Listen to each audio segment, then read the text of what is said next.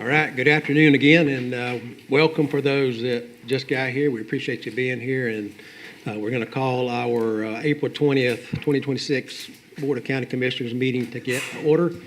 And we had our prayer and flag at the beginning of our budget workshop, and if you missed that, the workshop, we encourage you to go look at the presentation that Mr. Newton and the finance group put together that gives an overview of our budget and where we spend money and where we get money, and appreciate any input related to that. So we're going to go ahead and on our agenda we have quite a few things to go over, and we have a good attendance. I suspect it's related to one or two of the items, and if it's related to water is certainly one of those things that's important to all of us, and we want to have the best water not only for us, but our kids and our grandkids, for our springs, to drink, for agriculture. And so it's important to us, and we're going to give you an opportunity to speak if that's why you're here. But as far as the agenda, any changes to the agenda? Mr. Chairman, yes. If we may, I would like to go ahead and do my number 1A when we get to my report. And then after that, I think most people are here for the water first. We'll go into that, okay, which is on Mr. Lang's report, and then we'll come back to my report. Okay. Anybody object to that? No? I move to approve the agenda with the change. Second. Okay, we have a motion and a second. Anybody else? Mr. Newton, got any? I've got no changes today, sir. Okay. So we got a motion and a second to approve the agenda changes. All those in favor say aye. Aye. Any opposed? Motion passes. All right. We have the consent agenda, and we've had an opportunity to look at that. Any of the board members have any questions or comments? Bobby, is this the final payment to Anderson for 138? There's another payment to Anderson. Okay. What about North Florida Professionals? Didn't That they do is the that final payment to North for them? No, they got one more also. One more. One more One also. more also. Yep. Okay. Thank you. Motion to approve. Okay, a motion Second. and a second to approve the consent agenda as presented. All those in favor say aye. Aye. Any opposed? Motion passes. Mr. Langford, we will not make that final payment until, they won't even bill us until the Department of Transportation signs off. Okay. Okay. Thank you. All right, we come to the part of our agenda for you, the public, that would like to provide some input or concerns. If there's not an item on the agenda, then now would be the time to provide an input. If it's on the agenda, we'd ask that you wait till that time comes. So anybody got anything that's not on the agenda? Yes, ma'am. How are you today? Good. Hey everybody, thank you for allowing me to speak today. My name is Marilyn Alwitz-Gibson. I'm a co-owner with my husband of Rum 138. I'm also a riparian owner across the river from Blue Springs. So your river, of course, is my river. And I'm actually here to thank you for opening the park when we did the river cleanup. We did a 30-mile cleanup, if people didn't know. About 200 participants. I'm still getting the weigh-ins. We're still separating trash because we don't want to take it all the way to the landfill. We want to upcycle, recycle, and however. But thank you for allowing us to use the Santa Fe River Park that day. There's a lot I want to unpack with what just was spoken. I suppose I could do it right now. One thing that we're seeing from our business point of view is that people want to rent Airbnbs, they want to rent these hotel situations. There is a TDC tax to that. I don't know what your TDC brings in at the moment with Ginny Springs and also with eventually Ellie Ray's when they reopen. However, I know that in our county, in Columbia County, and in Suwannee County, and in your county, I don't believe that you allow RVs on your properties. I think I know why. I think it's because of the dumping problem. People dump out back instead of pumping. But maybe there's something in play there that not only can your residents have a steady income, which so many of us need, but also work with whoever can pull to get the dumping accommodated. And you can actually improve on that and let your folks have those types of residences on their properties, because they're already pulling them back in my neighborhood. In Columbia County, they're finding out people are renting, and our county is saying, no, you can't do that. Instead of working with the property owner, they're saying no. And anyway, financially, I think that's a big nugget for TDC, but I don't know if TDC, I didn't see any TDC necessarily referenced in that. And then also, so I think that's it for the moment. I will be speaking to wastewater, but I think I'll wait for that agenda. Okay. Thank you very much. Thank you your for help being on that here. day. Yep. Appreciate you. All right. Anybody else? from the Mr. public? Smith, can we turn that up a little bit? Can we turn that volume up a little bit? I was turning it up as you were Okay, speaking. 'cause I was having a It hard was very time. hard to understand. It was Yeah, hard I in the couldn't beginning, yeah. understand it all, hardly. Anybody else from the public? I couldn't hardly understand it at all. I don't know if the people in the back could hear, but I couldn't. They couldn't. All right, we'll move on to the next part of our agenda then for our constitutional officers. We have quite a number here today. We appreciate what you guys do, and anybody want to come forward and speak at this point?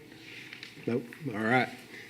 So we'll move on to the county administrator part of the agenda, and the first item is related to Otter Springs. And so, Bobby, do you mind just briefly giving a minute or less update on where we're at with Otter? A minute or less. Well, it may take a little bit longer than a minute.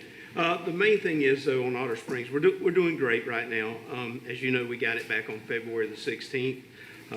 A lot of work has had to be done, a lot of work, just to get the park back in nice shape and safe for our visitors to use. And it has went very well. A lot of the reasons that it has went very well, Mr. Turner came on board, Mr. Greg Turner, as to help us with maintenance and to be on site. And as he went along, he just showed the drive, the initiative, the leadership, care and love for the park, a vision. I actually had to pull him back and say, please keep your visions and write them down, but we're going to have to kind of come back and get a few other things done and get open. None of his visions are bad. It's just he really loves this park. I'd like to ask Greg if he would have come up now. He thought he probably wouldn't have to do that, but Greg is here today. But as you know, the way, according to statute, staff goes through the process of hiring our personnel and hiring any of our managers. But once someone is promoted into being a park manager or department supervisor, it actually means that at that point the board has to confirm that appointment. So what I'm here today to do is ask you to confirm Greg's appointment. I think he is going to do a wonderful and great job. The park looks tremendously different. Everybody should take an opportunity to ride down there and see it. We've got some work still to go. If everything goes well, this Friday, the spring will open up so people can go into the spring. And then starting May the 1st, campers will start coming. And we already had some previous book when we took over the camp, so those will start coming. But at this time, if y'all could just, we could get a motion to approve Mr. Greg Turner as park manager of Otter Springs, confirm that. So moved. Have a motion Second. and a second to confirm Mr. Turner as the new park manager for Otter Springs. And any questions or? Well, my question would be, was there any other candidates or anything like that? Anybody asked for the job or, I mean, I don't know what the process was. Well, it's in our policy and procedures how we do it. And we put out applications, and through that process of applications, we evaluate people, we hire people, and through their, the best time to interview or to evaluate someone is when they're working for us. That's right. And so we go through a selection process and we do full background checks, and we follow and check all the boxes and do everything that we're supposed to do. And yes, there is a process. It's a lengthy process, actually. And you've made that selection and you're recommending to the Oh, board? yeah, that Greg- absolutely. Okay, Yeah. okay. I just, You always got to remember, and I'm not saying this is a negative because Greg's standing here, so please, Greg, don't take it that way. When I make a recommendation, if it doesn't work out right, I'm the one that's got to go fix the recommendation. Yeah. So I don't like that part of the job. So I always want to be sure I get the right person the first time so that I don't have to do that part of the job. So, and the first thing I'll hear is, well, I would have took that job if I'd have, had the opportunity. Well, you had the opportunity. Just, we have a process. Like Bobby explained, we have a process. You had an opportunity to process, so here we are. I'm not against you, Mr. Murdoch. I'm just trying to get people to understand that we get the same thing Bobby gets.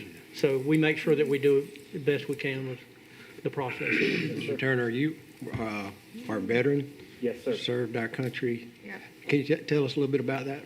Served for 20 years active duty, and then I served another 7 as a military contractor, training military members in SEER training. Thank you for your service. Appreciate your Yes, service. thank you for your service. Quite an experience, I think, will really benefit the county. And so we have a motion and a second. All those in favor of the motion, say aye. Aye. Any opposed? Motion passes. Thank you, sir. We Thank you, appreciate thank it. you, Greg. Thank you, Thank you, appreciate it. We will. All right, as we discussed in the agenda change, because we have quite a few people who I think are interested in the water project and issues, we're going to begin discussion on that. And as we discussed earlier, water, I think probably if you looked at the importance of things in our life, water would be one of those at the top. And we're going to all agree on that. We might not agree on how we go about keeping clean water or where the water is most important, but I think you're going to find that it is one of those things that we all think is something we really need to spend time on and protect, and not only for our drinking, but our springs and rivers and recreation, but our agriculture, our kids and our grandkids. And so we received a proposal resolution, and Mr. Lang is going to help us with this. I'm just kind of getting started, but to oppose a project that the Swanee River Water Management District and the St. Johns River Water Management District and others have proposed as a potential solution to just one solution to a bigger thing that is affecting our area. And I noticed Mr. Ben Glass is here from the Water Management District, and maybe give him an opportunity to briefly talk about their perspective on it. But having some experience in that area in the past, I spent some time with Ag Water Policy and then with the Water Management District before I retired. And you might say I'm biased that way, but I also grew up at Sun Springs. I've been here all my life, like I think all of us have. And so, like many of you, some of you are new. But again, I go back to, we're going to agree that water is critical to all of us. And so I want to start with, whether you agree or disagree with this project, we want to have some discussion. We want to hear input. And I think one of the things we're going to do is invite a follow-up meeting to discuss this more. But before I go too far, I want to ask Mr. Lang, if you don't mind, and Mr. Crosby to talk about I think that. when we have a follow-up meeting, we need to have it at 6:30 in the evening so people can attend. Yeah, I've had people call and on both sides of the issue and want to be here and And provide I've input. received, numerous emails that I have not even had time to read from, Yeah. I just, looked at a couple, but, I couldn't read every one of them. Yeah, I agree. So, yes, sir. Well, I'll let Mr. DeLange explain, of course, the resolution. And this is a resolution provided by North Central Florida Regional Planning Council for your review to look at. This is their resolution. One of the things we found out by putting this resolution in here, just for y'all to be able to see it, it was more of an FYI today. A lot of people are very interested in this, and should be and will be. I've had numerous calls, as well as you have probably, and I've had some emails as well. I would just like to make a recommendation, because I haven't had time to review all the emails. I don't vote, I don't make a decision, but I'd like to review them. I'd like to be, one of the biggest concerns I saw in the email is people being able to be here today at this time or with such short notice. I would like to ask the board to let's reschedule this meeting for maybe at least 60 days down the road, so that we can we had a lot of farmers who couldn't be here because of the farming season they're in right now that wanted to be here. I'd like to schedule with the water management. I know they have a person here today. I'd like that, them to have a little bit more time to prepare for it, and then the commissioners prepare for it as well. And maybe at that meeting, we'd be a little more prepared with a resolution that the county may want to endorse as well. And then just, if we could have people come to that meeting, and it will strictly be for this Water First program. We won't be doing anything else. We'll try to schedule in a larger venue so that people that want to come, more people can be there. And if we could do that and plan that for a later date, I know if people are here, they have the right for public comment, and I do understand that, and I think we should honor that. I do too. But if anybody doesn't mind, if we are going to schedule a meeting just for this, to hold their comments until that meeting so that we can focus on all of this just strictly at that meeting, that would be greatly appreciated. But I do know if people have made the effort to be here, if they do. Yeah, if they deserve made it. that, Yeah, effort, I agree. we- So, I actually picked this up and put it on my attorney's report due to the fact that Mr. Scott Coons, who is the executive director with the North Central Florida Regional Planning Council, had requested that all cities and counties get that before their constituents as soon as possible to discuss, because they had unanimously approved the resolution, which is on the screen up there, being opposed to that action by the Swanee River authorities as far as the Water First North Florida Aquifer Recharge Project was concerned. And I think that's what's generated the public output that's here today. And that's great, and they should all have an opportunity to speak their opinion. But Bobby's probably right going forward. Maybe all the players that are involved in this thing should have adequate notice that they can all be here at the same time to address the issues that are concerned. But essentially, I'm kind of the liaison in this thing as far as moving it forward so that it would be before the board, you would know that there was an issue, and you would know what your planning council was asking that you do. And I'm not telling you to do that. I'm telling you to at least just to extend an open ear to hear what the majority of the folks are kind of saying, and then let's schedule it like Bobby said, when we can have all the players involved. And just one of my emails was from a scientist that lives in Gilchrist County, and his email was, had some valid points.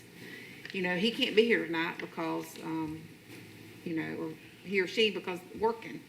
But they had some very, concerning points that I don't know if y'all have had time to read the email from the scientist well, I got a call from, and maybe some of y'all did, Dr. that Bruce. works for the state of Florida. Yeah, So Dr. very Bruce concerned. Thomas called, and he wanted to be here. I think one of the things I heard was Who was that, Dr. Thomas? Dr. Bruce Thomas. yeah.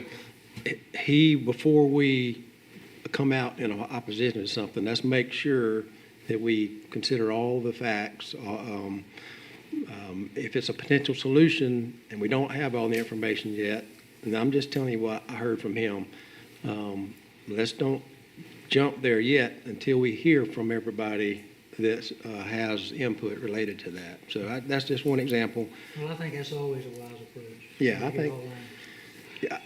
As I mentioned, this board, we're interested in making the best decision for today, but our kids and our grandkids. And I don't think anybody here is going to argue that point, that when we're gone, we want clean water for whatever reason they're using it, for our kids and our grandkids. And so if we all keep that in mind moving forward, we're going to be civil in our discussions, and we're going to listen to one another's viewpoints, and we're just going to do the best we can to make the right decision. So I'm going to ask Ben Glass with the Water Management District just to come and briefly, because if we end up, having a meeting in the future, which I think is a good idea to get more people that are interested in providing input.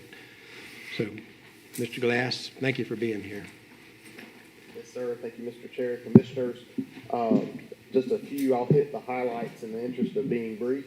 Kind of where we are with this project. We're still very much in the research phase. We certainly understand the concerns that we're hearing, and one reason we don't have answers is we're going through the process now to get those answers and understand how treatment will work with this project. There's a siting study underway. The first phase of that study is solely looking at locations in the St. Johns River Water Management District. All the treatment is slated to occur in the St. Johns River Water Management District. There is currently no projected date for actual turning of dirt or breaking ground here in the Swanee District. some impacts if this doesn't happen, where this came from. We have a MFL, minimum flows, minimum water levels, recovery strategy for the Lower Santa Fe Itchituckney MFL. This is a regional project that would address impacts both from the St. Johns River and Swanee River water management districts. Ben, so you mentioned minimum flows, minimum levels, and I don't know who all's here familiar with that, but that's the bigger thing that's driving potential projects, and this is just one of them. Can you briefly talk about what minimum flows and minimum levels are and why we're having to do projects? Yes, sir. So minimum flows and minimum water levels are instituted in Florida Statute 373. So we as a water management district are tasked by the Florida legislature to look at our natural water bodies and assess the impact we are having on them. So the impact of human withdrawals, both surface water and groundwater, in our water management district and across in the northeastern region of St. John's. Most of those are groundwater withdrawals, not surface water. So we're looking at how our groundwater use affects the natural water bodies. And there are multiple parameters, some of which are recreation, fish passage, needs of that natural system that are evaluated. And a system is either meeting its MFL, meaning there is enough water in the natural system to sustain it, despite any withdrawals we're having. They can be in what is called prevention, which is where we are currently meeting the need of that natural system with the flows, but projected 20 years out, we would not. So growth would exceed the ability of that system to carry and perform as it intended, as it should. And then recovery, which is where you are not currently today meeting the requirements of that system, and you're not projected to do so into the future with growth. So, as everybody knows, we're in a drought, and we got low water, groundwater, and rivers and springs, and you're not just talking about a one-time kind of thing. You're looking at historical records for the last 100 years or whatever, and that's what factors into this minimum flow and minimum level. Yes, sir. We're looking at the available data that we have, and it's specifically looking at the impact of human withdrawal. So we have naturally wet and dry cycles. Floods are naturally occurring. Droughts are naturally occurring. This wouldn't necessarily be looking at trying to eliminate droughts. It's not eliminating the impacts on the system from weather. It's looking at addressing the impacts on the system from human withdrawals. Okay, one other just follow up real quick, and I'll stop asking questions and let you finish, and we'll get input from everybody else. The use of water in our district versus St. John's, I know, is having dealt with it in the past, we're way less use than they are. Can you talk about that a little bit and how much impact it has on us? So I don't have those exact numbers with me today. I can get them, but I can speak generally. We're unique in the state. There are 5 water management districts. We are the 5th largest. We're not the smallest. So being the 5th largest, we look at a pie chart of our water use by the type. And our largest slice of the pie for water usage here in this district is agriculture. Every other part of the state, it's going to be public supply. So that's where we're unique. That's characteristic of our rural nature. Our population's lower. You know, we're serving about a 350,000 person population in Swanee. Jacksonville's got that in a couple of city blocks. So their landscape looks very different than ours, and their challenges are very different than ours. The magnitude of their withdrawals, they're further away from our natural systems, but they're withdrawing enough water to have an impact on them. And shifting, you might hear some people talk about the tensiometric divide, shifting that. I believe it's referenced in the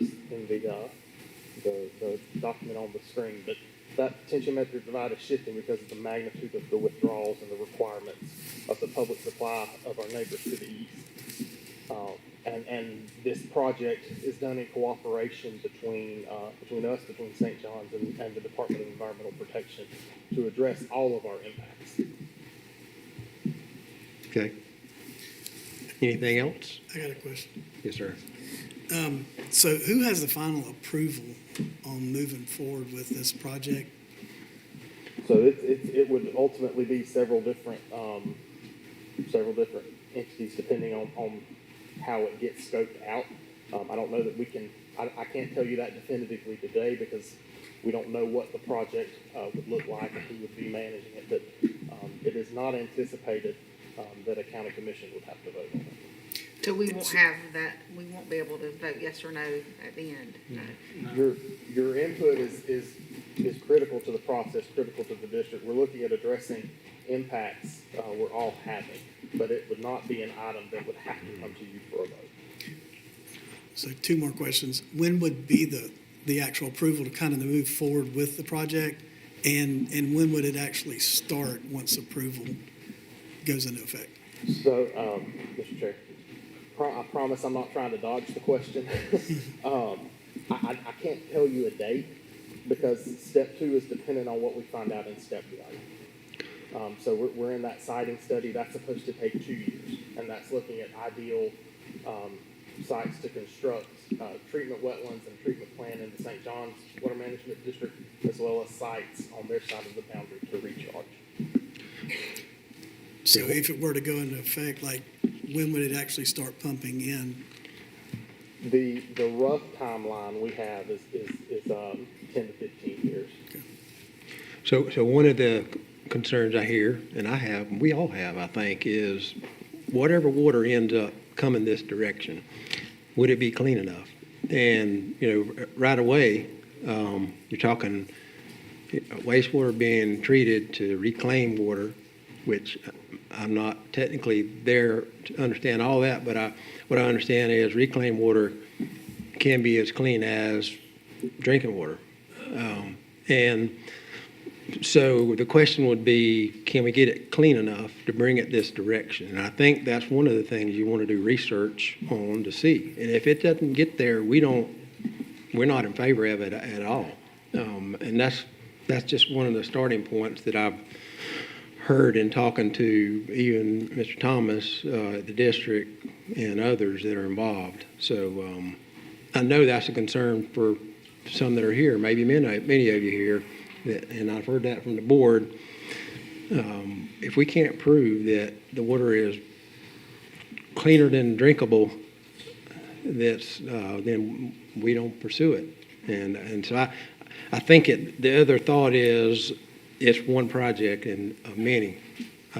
So I'd encourage everybody to look at all those other projects that are being proposed as well. Conservation, agriculture's done a lot of things over the last 15, 20 years to be way more conservative than they have in the past. You used to see big guns shooting water. Now you see drip and watermelons. And it's just saving lots more water per acre to grow a crop. And that's just one of the things that are part of the solution. And so, all right, anybody? I had 2 questions real quick. Just kind of following up on what Darrell was talking about. Is a couple of citizens that approached me were not as so much concerned about making the water to the same level as drinkable water out of our aquifer is concerned, but were the long-term effects of the chemicals that went into that water to make it drinkable like the aquifer. What are the long-term effects that we don't know 10, 15, 20 years down the road on the general citizens' health, within the community, because it hasn't had a long-term study that I'm familiar with. That's question number 1.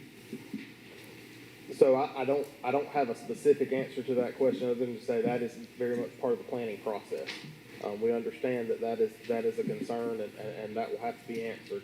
Any water that comes this direction will have to meet drinking water standards. We certainly want it to. The district's not opposed to that standard. But that's not optional. That's by law what it will have to meet to That's the first part of it, but what are the long-term things of making it to the drinking water standards of that particular time down the road? Yes, sir. Some of the utilities in the eastern part of our district have some studies underway about that. I'm not familiar with their results. I'm not trying to put you on the spot. I was curious about that because I was asked that same question. How are we assured that this stuff is safe 20 years down the road? The second question I've got is, did you make a presentation to the North Central Florida Regional Planning Council? No, sir, I did not. Someone our did? Our office did, yes. The reason I asked that question is they got on this mighty fast. They passed this resolution that's on the board up there on the screen on March the 26th, 2026. And I was curious as to how they formulated their opinion so rapidly.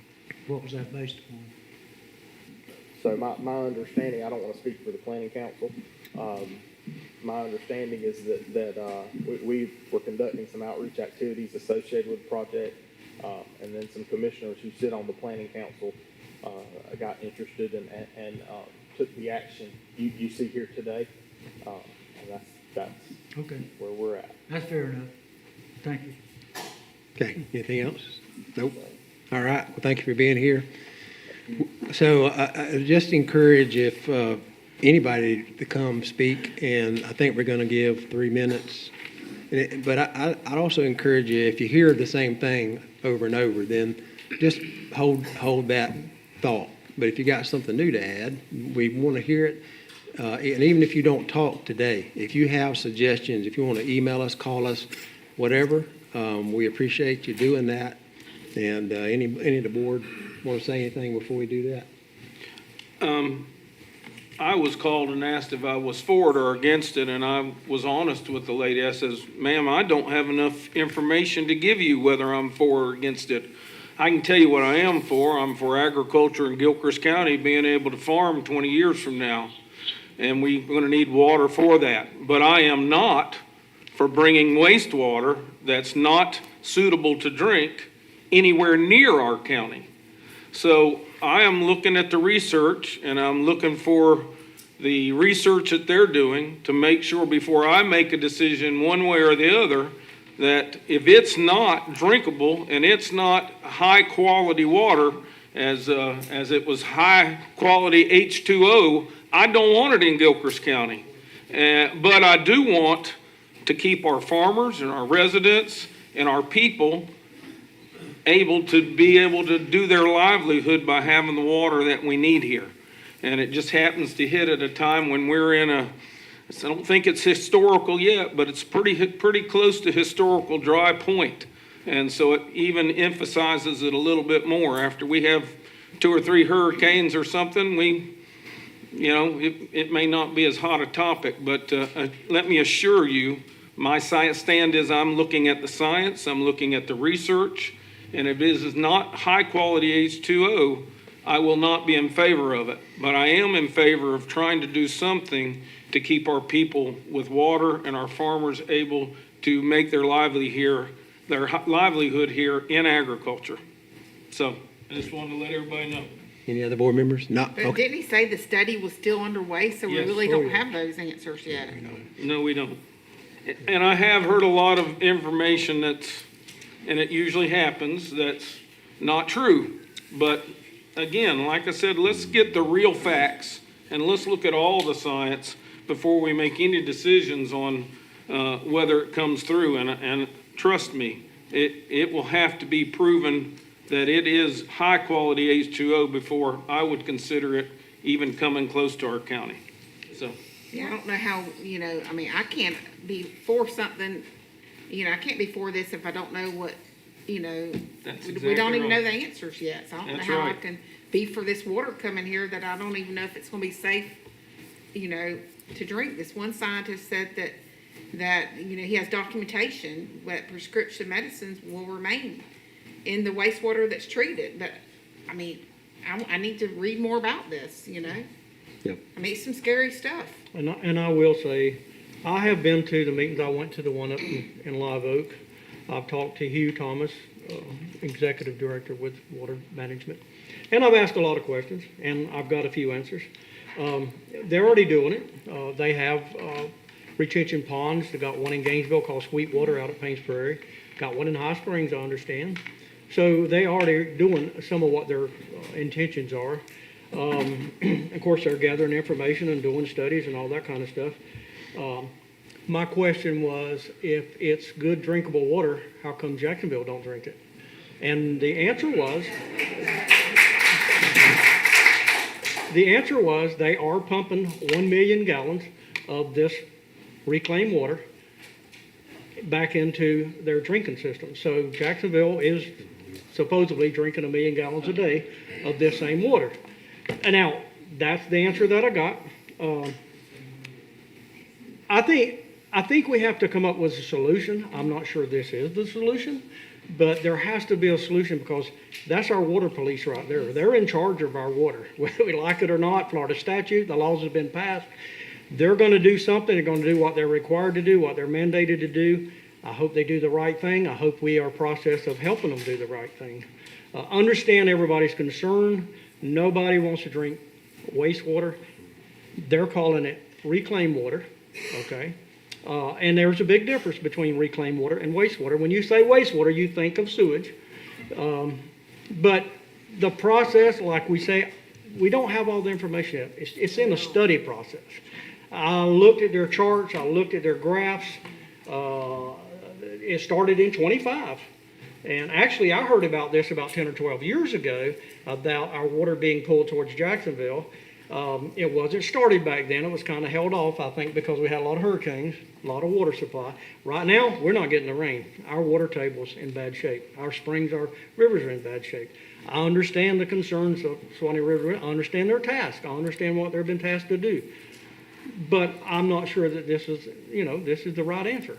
We need more study. We need more time to look at everything, to look at the facts, some projections, all kind of stuff like that. What ifs?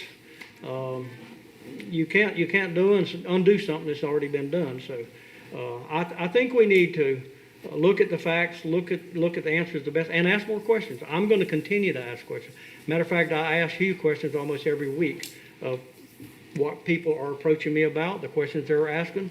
I'm looking for answers. And for instance, one question was, they're pumping 40 million gallons a day into the ocean. Why are you doing that? Well, that's just what we've been doing. We're going to have to quit doing it. Well, why are you going to quit doing it? Because our people tell us we're wasting water. We're pumping 40 gallons in the ocean. We ought to be pumping it in aquifer. So now we got to find out a way to get it in aquifer. Talked about the desalination process. Very, very expensive. I asked the one guy up at Live Oak, I said, okay, how come you don't want to do it? He said, well, one thing, it's very expensive, very expensive. Who's going to pay the bill? We are. The other problem they have is what do they do with the waste product of, where do you dump the byproduct, where we haven't found a solution to that yet. So if they put in and start taking the salt out of the ocean water, what do they do with the remains? That's a question that has to be dealt with. So I think there's solutions out there. We just got to work on it. We got to all focus on it and get our facts, get our numbers, get everything together before we make a lot of decisions and go against this or for this or all this kind of stuff. I'm not necessarily for the plan they got, but I think there's a plan out there that's workable. I just want to make sure that we do the right thing. And we got to do something, but, like you said, Commissioner, because if not, I don't want us to run out of water, but we got to do the plan that's going to be right for Gilchrist County and the plan that's not going to affect, my generation and generations to come. One of my other questions was, if Jacksonville is demanding so much water, why don't you cut down on development? Why don't you quit building so much? And then you cut down on the demand. They said, well, they're sucking our water that way. Well, stop sucking our water that way. I mean, there's got to be solutions out there. There's got to be an answer. This wastewater does go into the aquifer somewhere, into the ocean, wherever it winds up at. And I'll give you an idea that I thought about. I produce wastewater, okay, at my house. It goes into my septic tank, and that water, untreated, enters the aquifer. So I got some wastewater entering the aquifer, okay? But we know how the system works. We know how the aquifer works. We know how the rivers work, the springs works, and everything else. We got to look for a solution. This is not going to go away unless we start getting a whole lot of rain. It'll ease off for a while. But until we get that rain, when people's well starts going dry, that's when the panic mode's going to really begin. When you turn on the spigot and you don't have no water, that's when it's going to start. But I'll hush, but I'm 100% on it. I've studied it, I've researched, I've read emails, I've talked to scientists, I've done this, I've done that. I'm going to continue to do that because everything has to have water, from the grass to the birds to the crops. We've got to eat, so agriculture has to stay. I'm like Mr. Martin, we got to protect it, we got to do it, but everybody plays a part in this. Every living human being, every plant, every animal, everything needs water. Clean water. Yes. All right. We need to hear from the public. So first, yes, ma'am. Yes, come on. Yes, sir. Thank you once again. If you don't mind, keep it to 3 I'll minutes. try and raise my voice. Does Thank that you. sound better? I have a voice that's very low. So thank you for allowing me to talk. Since 2010 and 12, many of you were there. We've been talking about that since then. State your name for the record. Marilyn Malwitz Gibson, Fort White, Florida.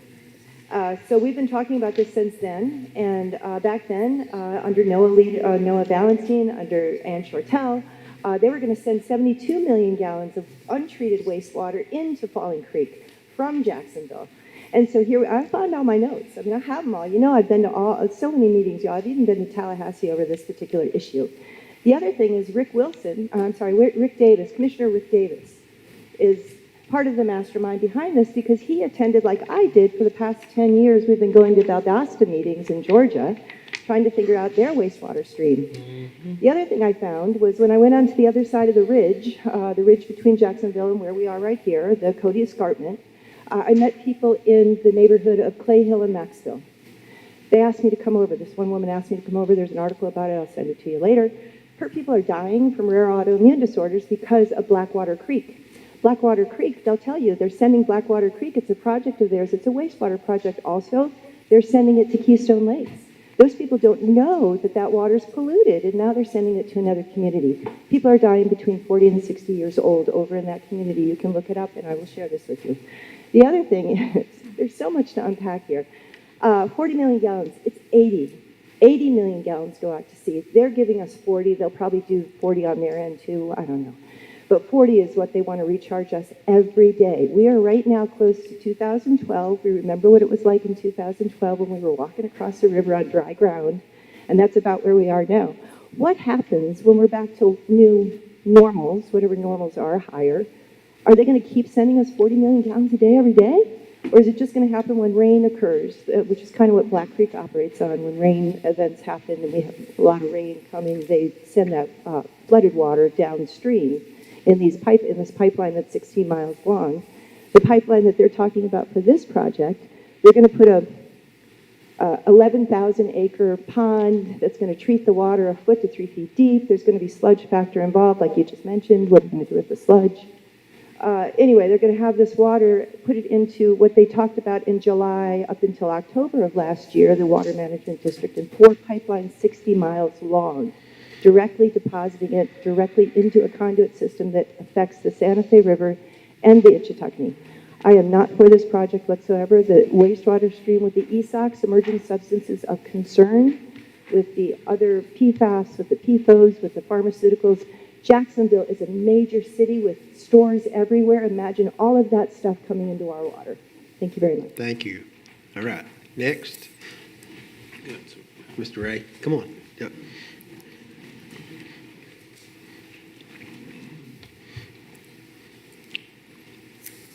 Ray Rauscher, Rock Bluff. First of all, I believe Jacksonville, the greed of politicians, they have built themselves beyond their septic system. Now they want to push it on us. And I will tell you, Darrell, if you want to drink somebody's treated urine water, God bless you, my friend. I don't. Because that's what it is. And they're going to pump it into our river, our beautiful river, or our beautiful area. And they should go to jail for doing that. They got to learn how to treat it properly and not pump it on everybody else. They've created this monster. This is their fault, and I don't think we should have to pay the price for it. So the only thing I want to say and you may ask me to leave now. Don't act like regular politicians. Well, Tommy says, well, maybe I will, maybe I won't. Darrell says, maybe I would drink it, maybe I wouldn't drink it. Come on, guys. We don't want that over here. We don't want it here. Don't be your average politician. Because on the computer today, I read there's going to be a resolution today. Now you're all backing up. So what's it going to be? We're going to have another meeting, more proof. This fellow says, you can drink this stuff. Let him drink it. Let him go back to Jacksonville and drink it, if that's where he's from. But I don't want to hear, and I don't want to hear in our river or for our generations to come. But anyway, I thank you for listening. Thank you, to Mr. me. Ray. Thank you, Yep. Ray. Yes, ma'am.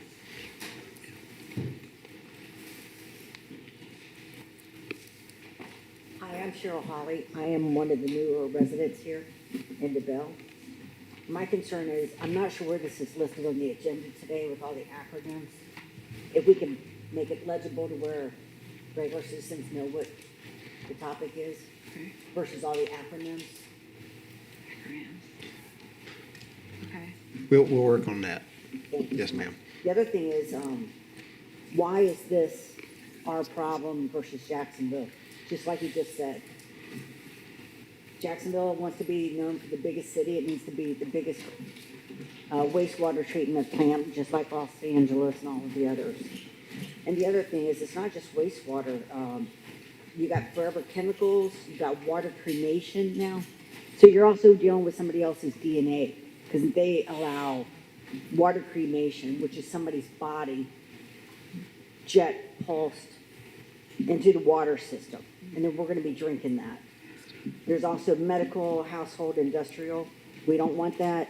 Now, my question is to your committee. Do you have any voting power to not have it come through our water system, Gilchrist? No, is it not? See, so then we need to take this even higher. So which system do we need to go to say we don't want this in our backyard? Well, I think that's what the clerk would ask, like, who had the voting power, but I don't think we got an answer, did you, kind of? So where do we go from But here? we know we're not gonna be like. Yeah, the ones ultimately, that the we water need to figure out management who- districts, the Department of Environmental Protection, the politicians, they're all gonna have input. We're gonna have input, so you So we provide go to input. Chad, we go to our state representatives? I think so, but I would encourage, The planning council that passed that resolution back in March, they sent a copy to the governor, the president of the Florida Senate, the speaker of the Florida House of Representatives, state senators and state representatives, the Florida DEP, Swanee River Water Management District, St. John's River Water Management District, and the Jacksonville Electric Authority. Okay, And so we said need that to get they were opposed. up higher than y'all. Number one, the other one, last thing I have to recommend is, did you know that 6 days ago, Swanee River became the number 10th most endangered river? 6 days ago. Does that come into any count at all? is that because of water levels or water No, quality it's on the or? most endangered list. It Well- came in number 10. But why did it become endangered? Was it because extremely low water levels, or as the pollution gotten worse in the river? I could Google it for you. I just. I just didn't know if you No, it knew. became on the list of most endangered rivers. Okay. Okay, So it's not a problem, and we don't want it in our backyard. yeah. Thank you for your input. Yes, sir.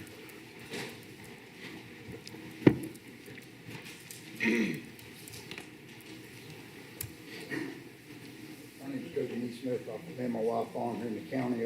There's two things that why I would disagree with this water coming here being, number one is all the residents of Gilchrist County, nobody knows for future generations what's going to happen.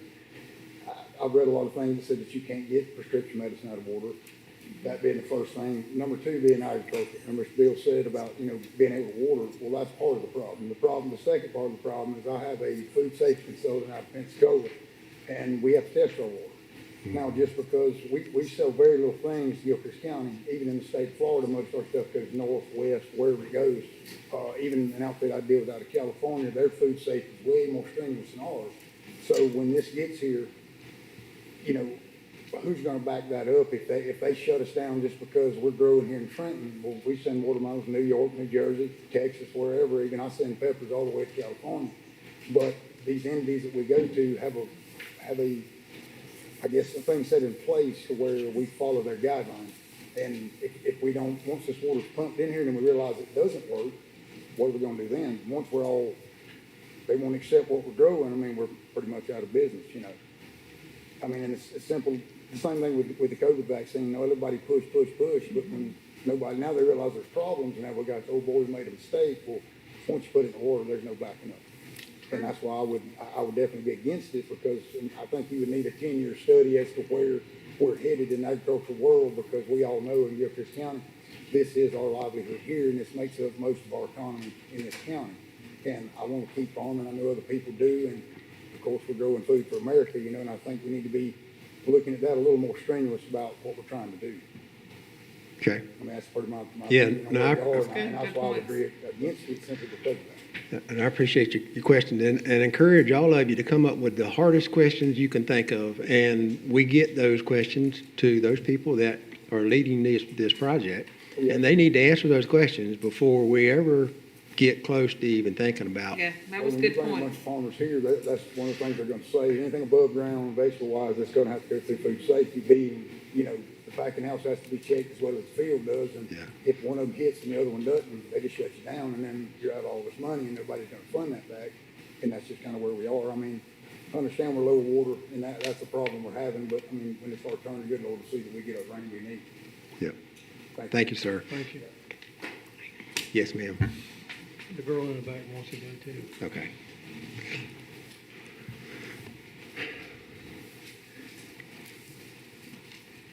Hello, my name is Elsie Ramos, and I've been listening to the conversation, and I wanted to point out a few things. The first paragraph says that it's going to be the Florida aquifers, the Inachutney River, the Santa Fe River, and 16 springs. So that's a total of 119 waterways. I just wanted to point that out. Also, it says per day on that sixth paragraph that it's going to be 40 million gallons per day. I did a little bit of math, please, anyone in the crowd correct me, but it's 14.6 trillion gallons per year. And I did not do leap year. I did the regular 365. And that's a lot of water in 1 year, let alone 10 to 20. That's 2 generations in this county. That's your kids and your grandkids and your great-grandkids right there. I'm looking for 50 plus. I want this county to be around for 100 more years. I wanted to also say that our water for a coastal area, we have spring water. We have one of the cleanest waters. Other people or other places that are on the coast use a desalination, which is taking salt water, cleaning it up, and turning it into water that you can drink. So that's a process that is using the water out in the sea versus this is reclaimed water. I think we need to look at that, because if we use reclaimed water and get to the point in this generation where we are dry, what is the outcome? Either leaving the area that we're in or doing a new process. And desalination is a very expensive process. I wonder if it's more expensive than the wastewater situation that we have going on. I also wanted to point out that you guys said that the council here doesn't have a say in it and that we have to go through steps. So that means that the voice of the community is not valid in this, I'm losing the word I'm trying to think of.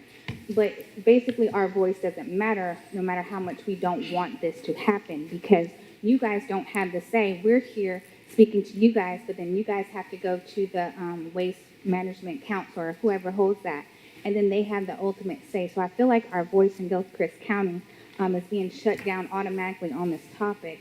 And I wanted to ask, you guys said that it was our Congress people. Is Kat Kamick one of the Congress people that we should be initiating on this project on how much you don't want it? Or is there Rick Scott that we should be going to, or Ashley Moody, or are those not even people that we should be reaching out to Is there someone else that we should be reaching out to in this county? That's what I want. Yeah, I don't think he really said, I mean, did he really didn't answer your question, I don't think, I did mean, he? I would think that this is more of a state issue. State issue. I mean, unless And those are the federal. unless the federal DEP has a say in it, I think the state is where this is gonna reside. So it needs to be your local legislatures, you know, Yeah, your Representative Johnson. Chad Johnson, Yeah, Representative, Senator Senator And Senator Bradley, Bradley and, would be our representation. right. But don't discount our federal representatives, because they have Yes. folks they represent here in this area, and they would also have an interest, I think, in it as well. I don't agree that our voices and what we're hearing input on today doesn't matter, because we're hearing it. It's going to affect how we see things. Ben Glass is here from the Water Management District. He's hearing it. And so I appreciate your input. Yeah, I was gonna say that although we don't have the final vote, we do have a voice in what happens. So, but we don't, you're correct, we don't have the final vote, but they do listen to us. And we And we represent the people, so we speak for the people. So they're gonna hear you. There's a few counties in our state, like Polk County, that their citizens decided against an AI data center because of water issues, and their voices got shut down. So that's why I wanted to say that, like, even though you guys don't have the vote, I feel like whoever we talk through you guys that has a vote, we need to push that issue, because it seems like the county really wants to do studies on this. And it seems like that gentleman said that regardless if we want it or not, it may happen due to the legality of things. And that's why I want to try to get us to focus on how can we legally fight back with our county, keeping our water clean for generations to come. Okay, thank you. Anybody? You're next? Yes, ma'am, in the back.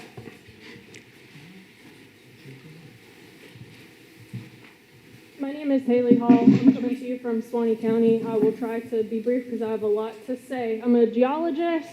I'm a co-author of a peer-reviewed scientific journal about the groundwater quality trends in the Floridan aquifer. And the fellow from the district said that we're in the research phase. We're just getting the answers to understand the treatment processes. I've been to several of these meetings now, and I also went to an entire session at the UF Water Institute Symposium, which is something you have to pay like $300 to attend. And JEA was actually there, and St. John's was actually there. It was far more detailed than what has been shown to the local county commissions by the Suwannee River. Now, so they're saying we're in the research phase, but there are already multiple contracts have already been out on this, and they're already awarded. They're already working on siting where these injection wells are going to go. They've got sightings for where the wetlands will go. And so they're already figuring out where to put the water without knowing what the quality will be. And they're already figuring out where to build that pipe without thinking about what is even going to be going through it. And so I consider this an investment in unproven technology. And I would like to address, one of you asked, can we get it clean enough? I've asked about this extensively, and the only monitoring that will be done for prior to injection is going to be drinking water standards. And so your emerging contaminants, your drugs, your PFAS is getting a standard, but your pharmaceuticals, birth control residuals, that testing will not even be done. And so they're going to be, nitrate will be monitored, but these other emerging contaminants that people have concerns about, they have confirmed that is not going to be tested for.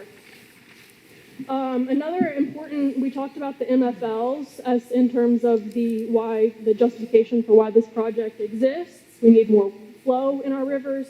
What hasn't been mentioned is Senate Bill 64, which was passed in 2021, and it prohibits Jacksonville from non-beneficial, it's statewide, but Jacksonville, they can no longer have non-beneficial surface water discharge into the St. John's. And Senate Bill 64 includes a loophole that pretty much exactly describes Water First North Florida. I do want to bring up that desalination in terms of the brine, there are emerging markets in managing that. That could be an area of economic growth for Jacksonville and brine management solutions. Also, the district's examples were very out of date. Need to look at more modern examples in Australia, Israel, and the UAE. My questions that I would like to put forth that have not been answered: where will the water go when it does not meet standards? and when our aquifer is in flood stage. In terms of those examples like Sweetwater wetlands where we're already doing it, Sweetwater does not include a system well pipeline. It's an improvement of the existing wastewater system there, and so it's really not comparable to a 60-mile pipeline. Okay. Thank you very much. Thank you for your comments. Yeah, one suggestion is, we're getting lots of questions, and I don't know how the best way to do this, but we're going to have a record of this meeting. Maybe we can come up with these list of questions and get them to the water management districts and those folks that are, and let's come up with answers to those questions. Mr. Chairman, Yeah. we have a 5 o'clock time. 5 o'clock time certain. Yes. Well, can you hold on just a second? We've got the time certain. We need to do that, and then we'll come back to the public input on the water project. So we have a time certain with related to Mr. Parrish and a proposed property, and who's going to handle this? Mr.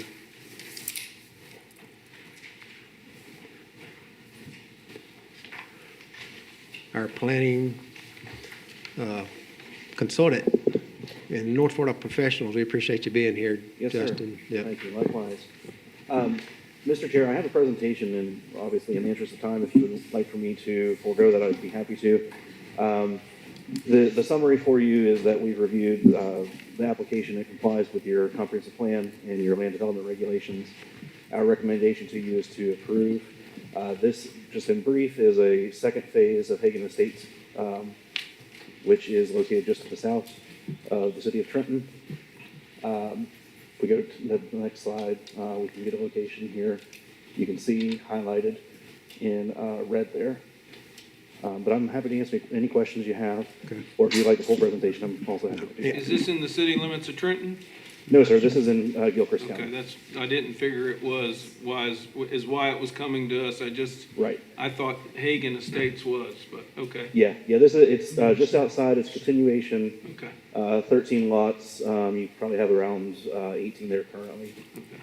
Somewhere around 16 to 20. Yeah, and so for those in the public are not familiar with the processes, an applicant makes a proposal for a subdivision.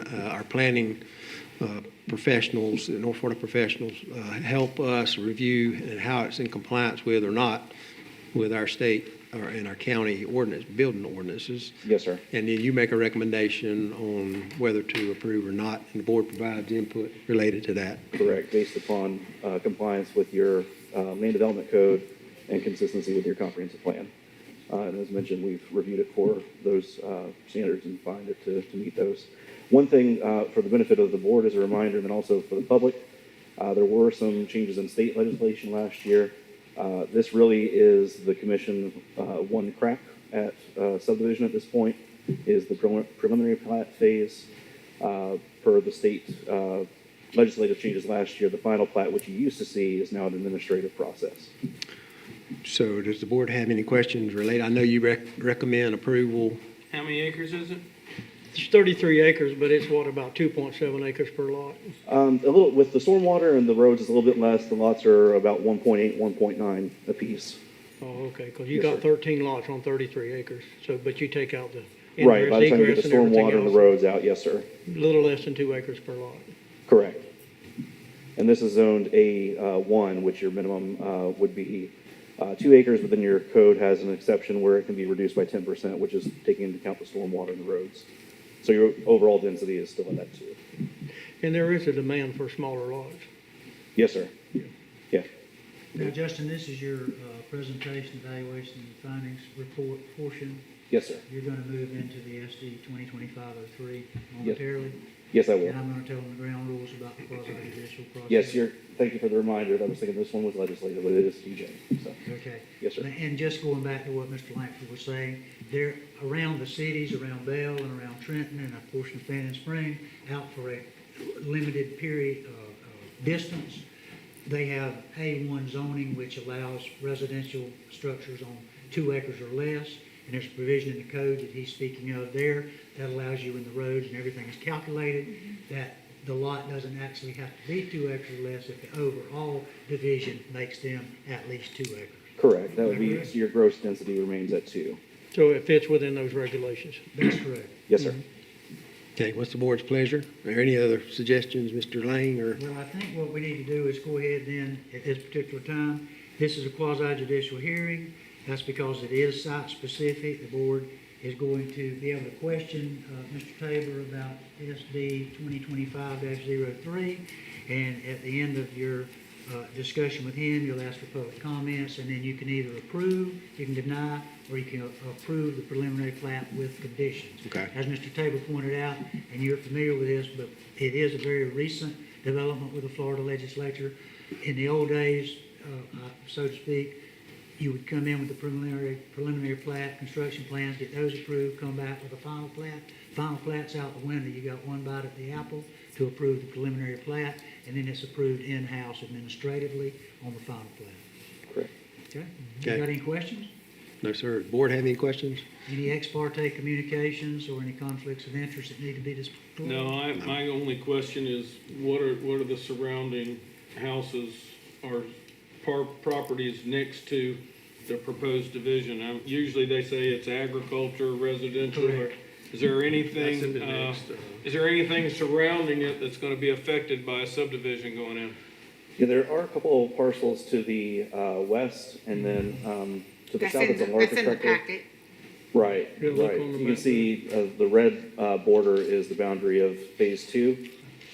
So you have a couple larger lots, they're about 10 acres apiece, I believe, just to the west, and then a larger tract to the south where the house is a little bit further That's on removed. page 5 of 59, Okay. Commissioner, if you want to look Right. at that. But it is essentially a continuation of Phase 1. Yeah. So the densities, the lot sizes that you see there is what This you will is see Phase with this 2. Phase 2. Okay. Bobby's going to show you phase one, Yeah. You can see it. It's the right Hagan there. Estates, and this property is in the red. There's 319. You turn in here on 95th. Did you have any suggested conditions? I didn't notice. On this, we did not. Okay. Really, it's more of a matter of fact if you meet the code, which again, we found it to comply with Okay. everything All right. that would be applicable. Any public input? Yes, sir.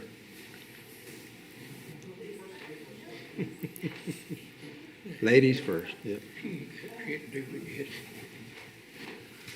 Thank you again, Marilee Melwitz Jitson. Okay, so here we are. So this is what this is all about regarding Jacksonville's water coming to us. So counties are going to have to make decisions when it comes to building these new housing projects, because that 40 million gallons is really what they're trying to do, is allow you all to build more buildings. So, and allow more people to come and use more water. That 40 million gallons, as well as it sounds good for MFLs, it's really about this. So years ago, I think I was even here once talking about this, buffering zones. That's a lot of trees for some houses. And so shade value is important in our area. So how are we going to continue to build? How are we going to continue to have more property to do this type of thing and use less water? Those are the things. Are you going to allow them to irrigate grass? Are you going to allow or encourage them to have native plants? Are you going to change how people use water? Because right now I think the ratio is about 100 gallons per person is what they manage, either 80 or 100. So when you're talking about, I don't know how many people will be on 13 or 12 or 13 properties, but the point I'm trying to make is that these housing developments, even larger than this one, are going in all over the place, and that's the equation, that's the problem that we're going to be seeing going forward. Thank you. Thanks. All right. Yes, sir.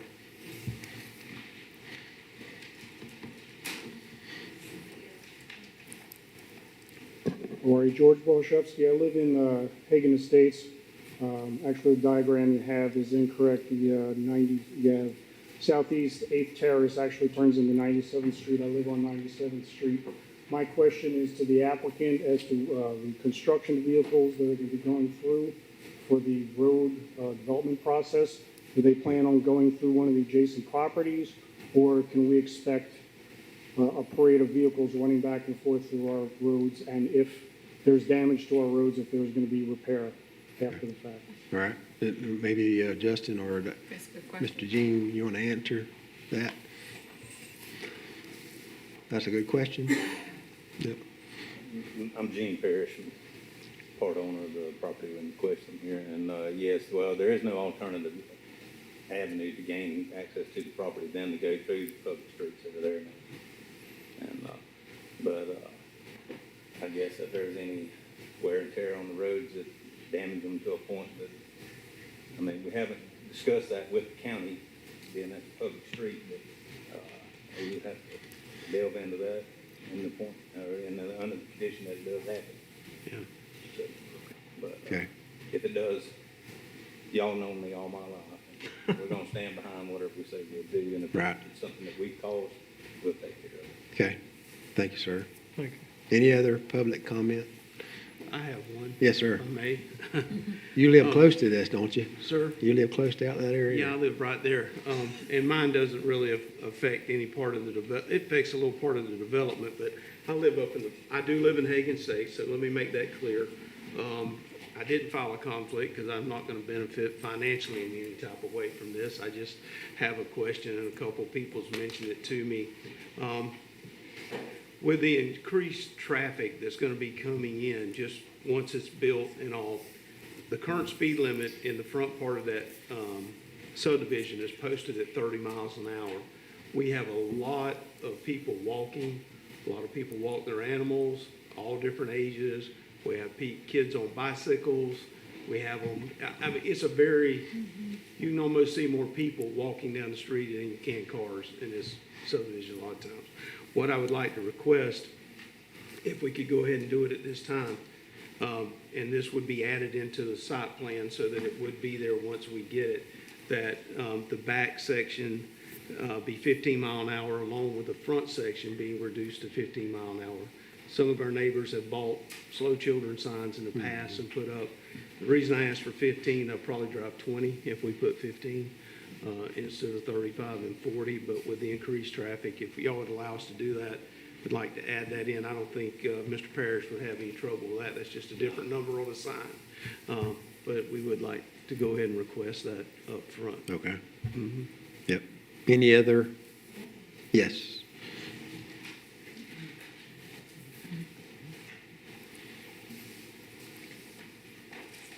Good afternoon. My name is Jean Botts. Mr. Langford, you are my commissioner. Bill Martin, we've known you for years. Yes. I want to relinquish my time to Haley. She has a lot of other things to say, if I may. Relinquish my time to Haley. On the water district, on the water situation. Okay. When we get back to that topic after we finish this agenda item, we'll hear input related to it. Oh, okay. You want to speak on okay. this particular? Okay. Okay. Sorry. I would like to echo the observation of Marilee that the way we develop, we're over here in a drought and we're talking about our long-term water supply and it's critical. And the way we develop is really going to impact that. Something that I think should be adopted in Jacksonville to reduce their groundwater consumption, and also over here, Alachua County, Stacy Greco, they have a program reducing lawn irrigation, and it's a voluntary program, but they've seen great success with it, and that's something they've already developed it, and so I think that it'd be easy for other communities to implement something like that to reduce their lawn irrigation.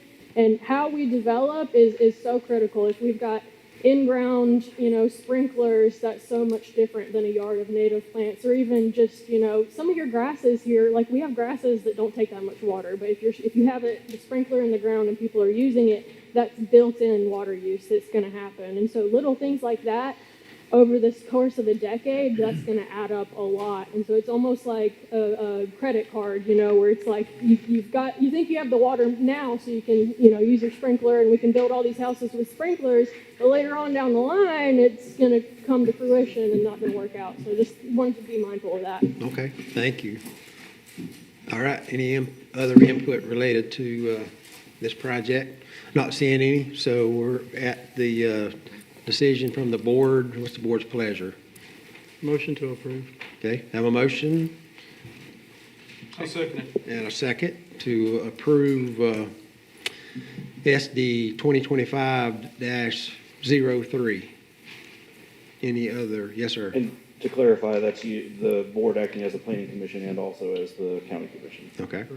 Yep. I'd like to make sure that we have Bobby's request. Put in there, and also,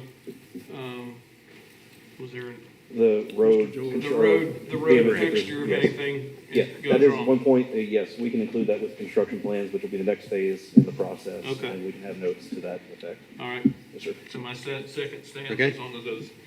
Have a motion and a second. All those in favor of the motion say aye. Aye. Any opposed, motion passes. At the time, Mr. Chairman, I'd like to update them.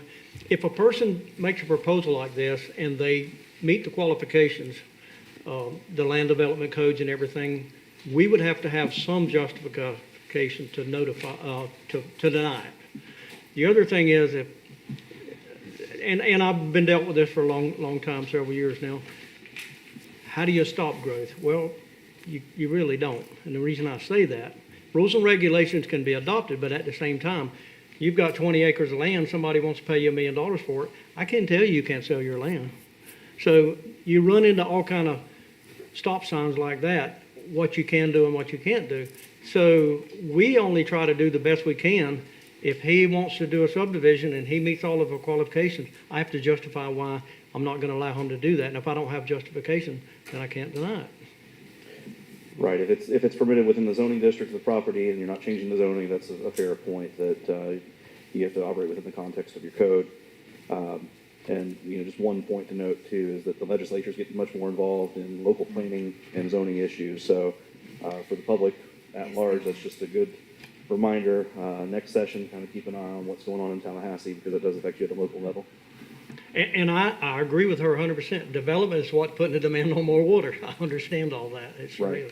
But we can't deny it if we don't have a good reason. That's right. And we can't say, oh, well, we need to save water, so we're not gonna let you make your money on your investment of your land. So, I mean, that's just the bottom line. Okay, Justin. Thank you. Yep, thank you. Appreciate your help.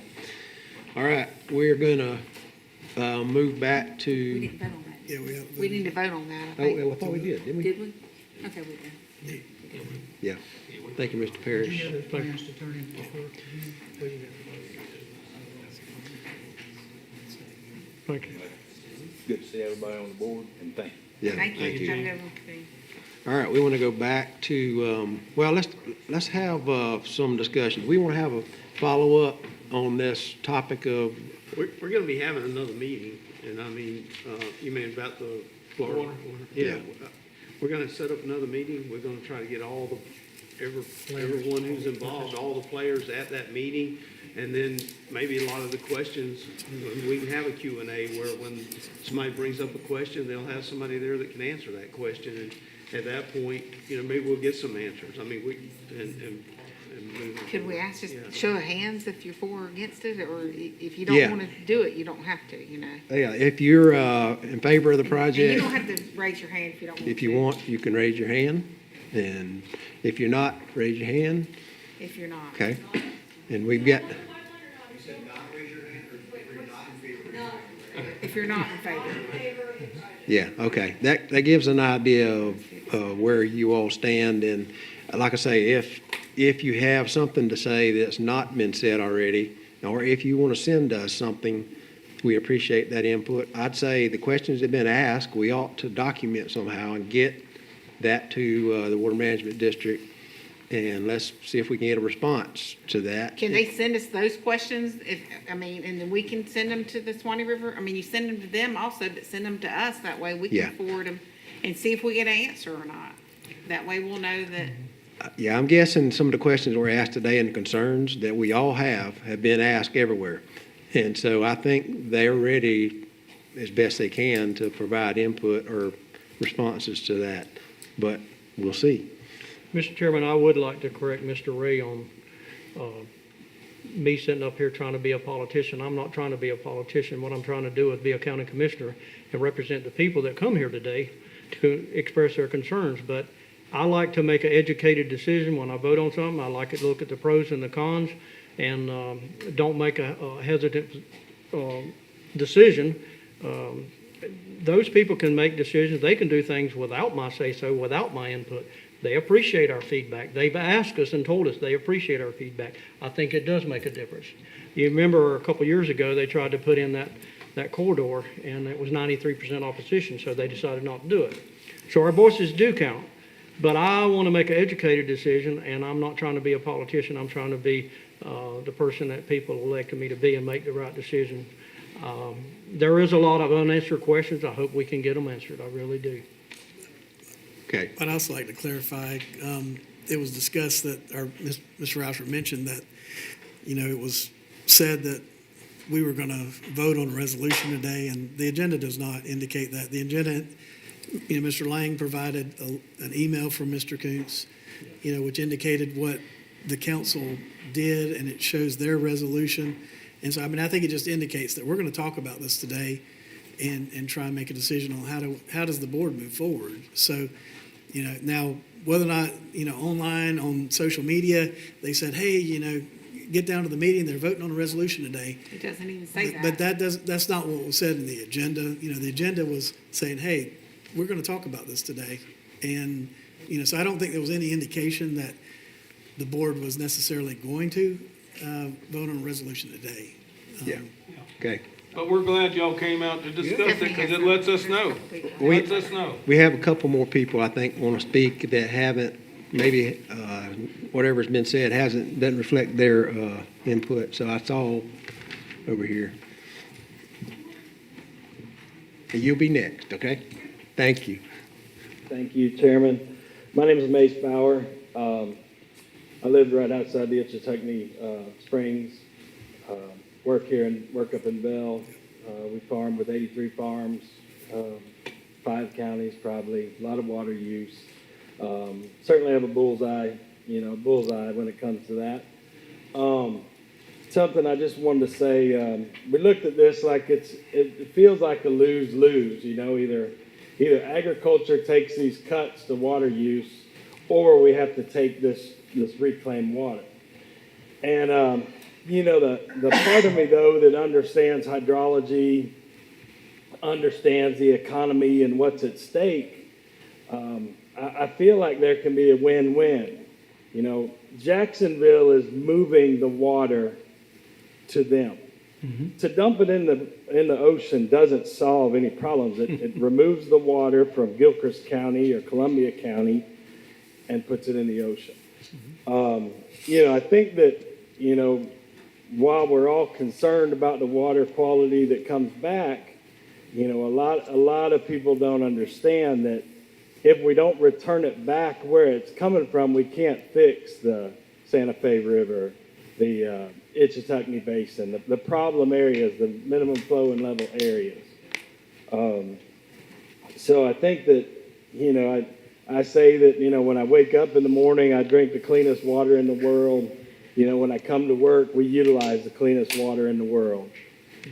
So that to us is important, getting a clean product back. And I think that maybe is the biggest concern of everyone, is getting that clean product back. One of our challenges that probably most residents don't know is that the status quo solution is that agriculture takes a 30% reduction in water use. He mentioned today that ag is the water user in the Swanee River, and utilities or development is the user in the St. John. Well, the current fix is we just reduce ag 30%. And just here to say that, the reductions that they're talking about, just make it unsustainable. We can't turn these pivots that go in a full circle and say, well, let's just make them do a 3/4 circle and return an investment. And that's a big, and I think a lot of people, maybe they don't care about that. You know what? We'll get by. We'll still have a society here. But there's a lot of us that way of life and that economy is important. And, we don't want a knee-jerk reaction that you don't at least consider looking at. Right. Can we bring back a quality water that will satisfy all our needs? That's right. That's all. And it all comes down to, if the farmer can't make it, he's going to turn around and sell his land. And guess what's going in on that land? Someone who's going to turn around and use just as much water as he was using, but they're not growing any crops for us. Yes, ma'am. I would direct you all, there's a recording of Mr. Larry Sessions, who's the You gotta come up to the mic. Well, You let's, can't- hold on just a second. She was she's on. next. Yeah, you spoke Mr. a couple Chairman. times now, so let's let Chairman. somebody else. She's already spoke one time. You don't have to I'm going continue to while turn we my speak. so. time over to Haley. She's a lot better speaker than I am, if you don't mind. Thank you. Mr. Larry Sessions, who is on the governing board of the Swanee River Water Management District, actually indicated alternatives other than the farmer reductions, and he is a farmer himself, and he's on the governing board, and he's on the record saying this, that there's kind of, I get the impression that it's the stick, but I don't think that stick's actually going to come to pass, and he indicated the same thing. I will email you all that video so you can Okay. see it later. Thank you. Thank you. All right. I think most of the, yes, ma'am. Maybe one more here, and then we'll move on to the rest of our agenda. Thank you for being here. Thank you for having all of us. Yeah. Stephanie, So pull I'm that down a little bit. There you go. I'm Stephanie Barron. A lot of you know me as a realtor. I want to share with you a really quick story. About 5 years ago, one of the most prominent women in our area had over 100 acres on the river. She asked me to come out there to look at it to see what it's worth. While we're driving to it, on her property is what is called a karst. Does anyone here know what a karst is? 3 people. Our area sits on a karst and limestone. She told me that UF had a study come out there, and they put dye in the karst. A karst is like a sinkhole, but it's not. A lot of people think they're sinkholes. She put dye, UF put dye in the sinkhole, and within 2 minutes, that dye was into the river. They followed it. They tracked it. Our area is so vulnerable for nitrates and chemicals and whatever wastewater they want to send our way.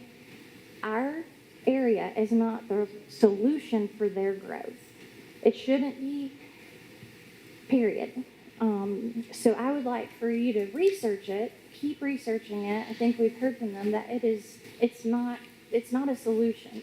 It shouldn't be, not to mention, he did say that our district of the 5 districts is the smallest district in the whole state of Florida.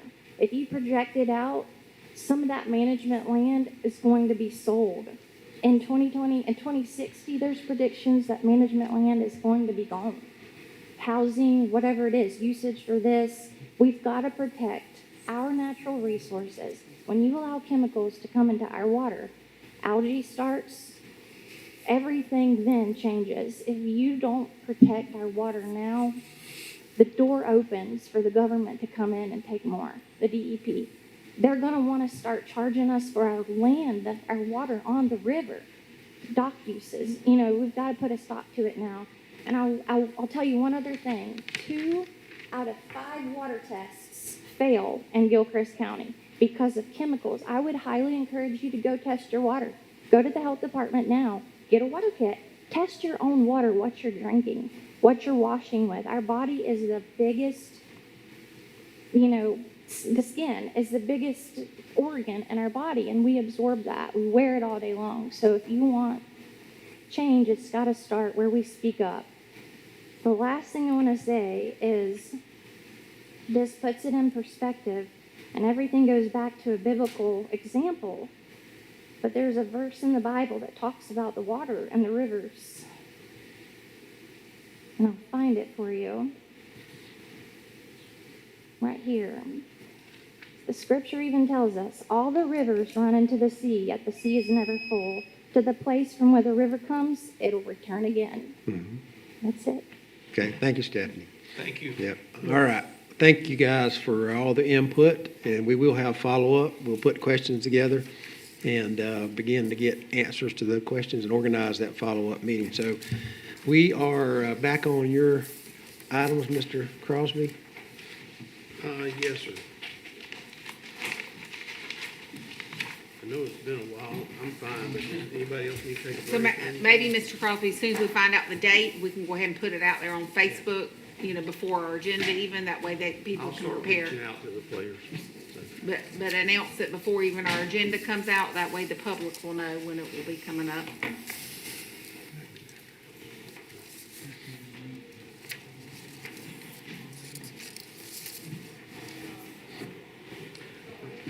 Is anybody, y'all good? Okay. So y'all good? You need a break or anybody, or you? I'm fine. I don't know if anybody else- Move forward.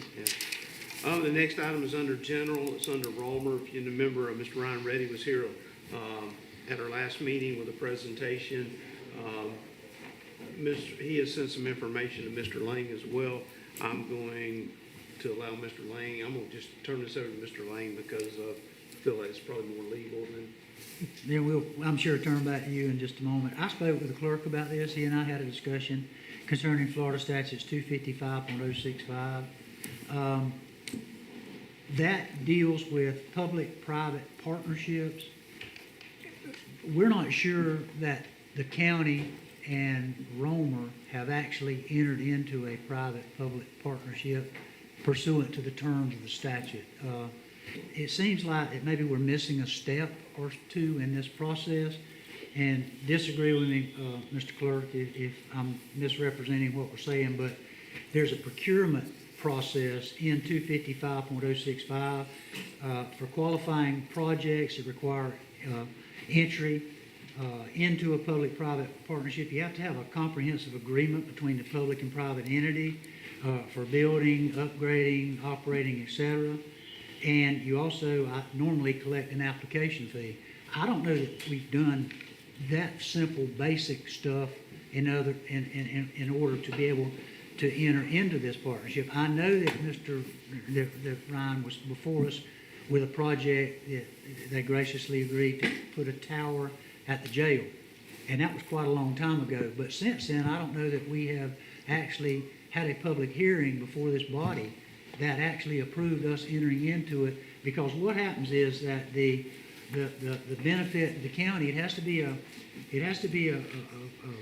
unsolicited proposal based on 255.065, and the BOCC has determined that there is a public need for the project that's being provided to it. So, I mean, that can possibly be done, but I mean, you've got to go through the process, and in other words, to get that done.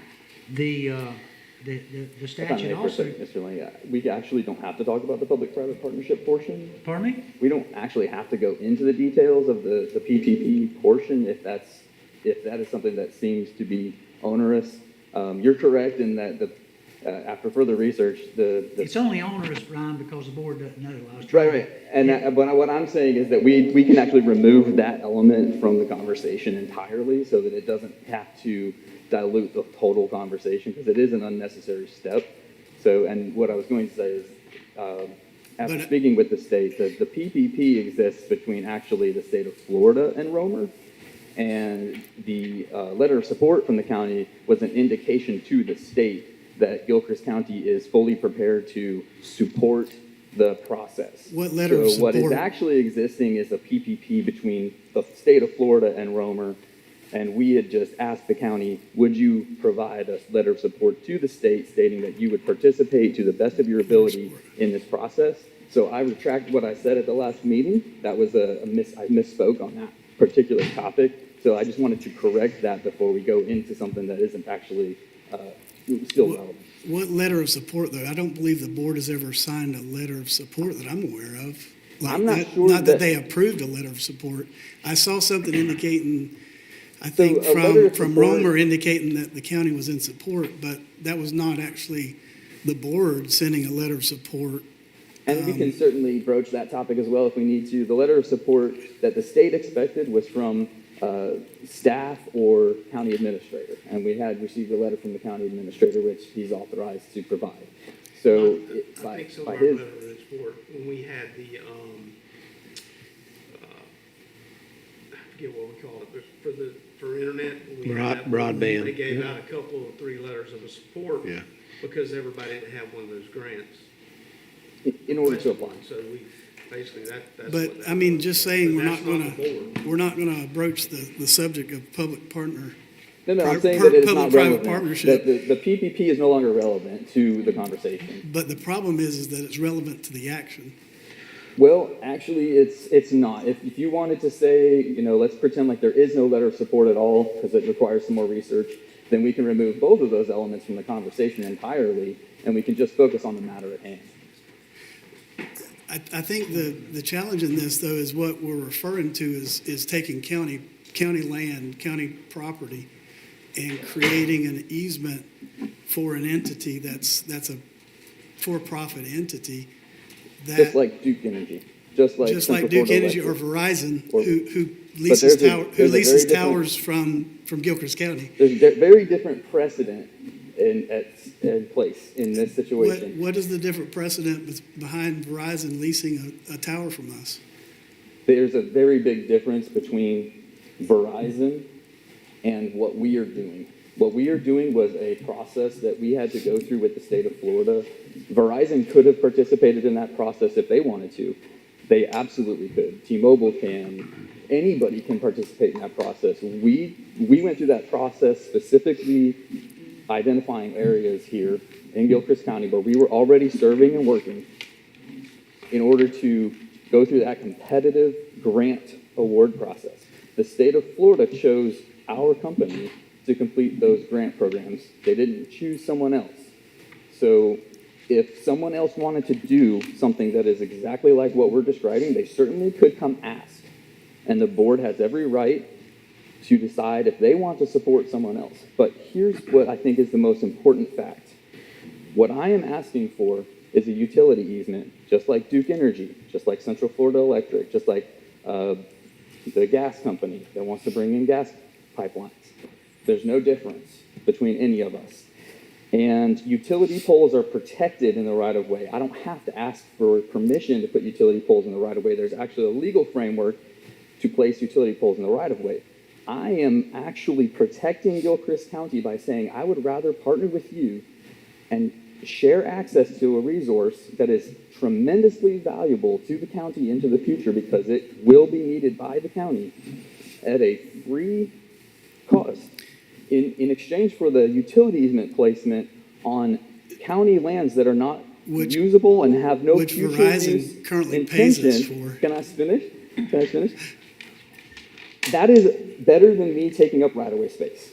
If I go take up right-of-way space, it makes it harder for others to come in and put something else in that right-of-way, and then we have to navigate that problem in a totally separate avenue. But I can do that. I can take that direction, and I can just go into right-of-way, and there is nothing that can be done to stop that. Utility poles going in the right-of-way are legally required to be approved, and they have a time clock, a shot clock on the approval process. This was done in the best interest of Gilchrist County, not in the best interest of Romer. Ryan, So this challenge is one that I'm doing for the sake of the community. Can I ask, so are you doing what you're asking for us to do in other counties? My partner, who is part of my JV, has done this in Hendry County, has built numerous towers, real full-size towers, and utility poles, and it's also being done across the state. If you remember, I did say that we could bring Corps of Commerce into the conversation, and they would be here tonight had someone said, yes, we need to hear more. So that's the next question I had is the state of Florida saying what you're proposing and the process that you're proposing, regardless of what the statute sounds like it's saying, what I'm hearing is required. Are they saying we don't need to follow that process? The PPP is mentioned because it just provides more value to, hey, can we please just keep working together? Whether you as a board want to decide, let's definitely work with Romer. That's up to you. You could stamp that right now and say, we absolutely do want to have a PPP with Romer. Let's make it happen. It's just fuel to help the conversation move forward. It's not a necessary step. If I were anybody else coming forward and saying, I'd like to get a utility easement on this property, it doesn't require the PPP to exist. So that is a unnecessary factor. So we understand what you're proposing is a benefit to the county through emergency communications. And I do have a resolution that was provided. I don't know if it made it into the agenda. I have a couple of copies of it, but the board could review the resolution and vote to adopt it into the agenda if they wanted to. It clears it up a lot better, makes it easier for the board to have something to just read, deliberate, and then decide if they'd like to vote on it. Okay. I think part of the problem that's happened here, the disconnect between Romer and the board, is I that think the there was a disconnect is great deal between of, Romer and Mr. Lang, not the board. well, there was an 18-month or so lapse that we never saw you. You Okay. came and said something about putting the tower up at the sheriff's department. Yeah. There's no tower up at the sheriff's department. You didn't It's come not. back to this board, you didn't ask this board for anything until you appeared at the last meeting. So I think it's fair to call that a disconnect. And I don't think that the need is as great now as it was expressed to be at the time you initially came to this board, because now we have the fiber by Central Florida, we have the Windstream, we have some of those other things that are servicing the broadband services that we never had before.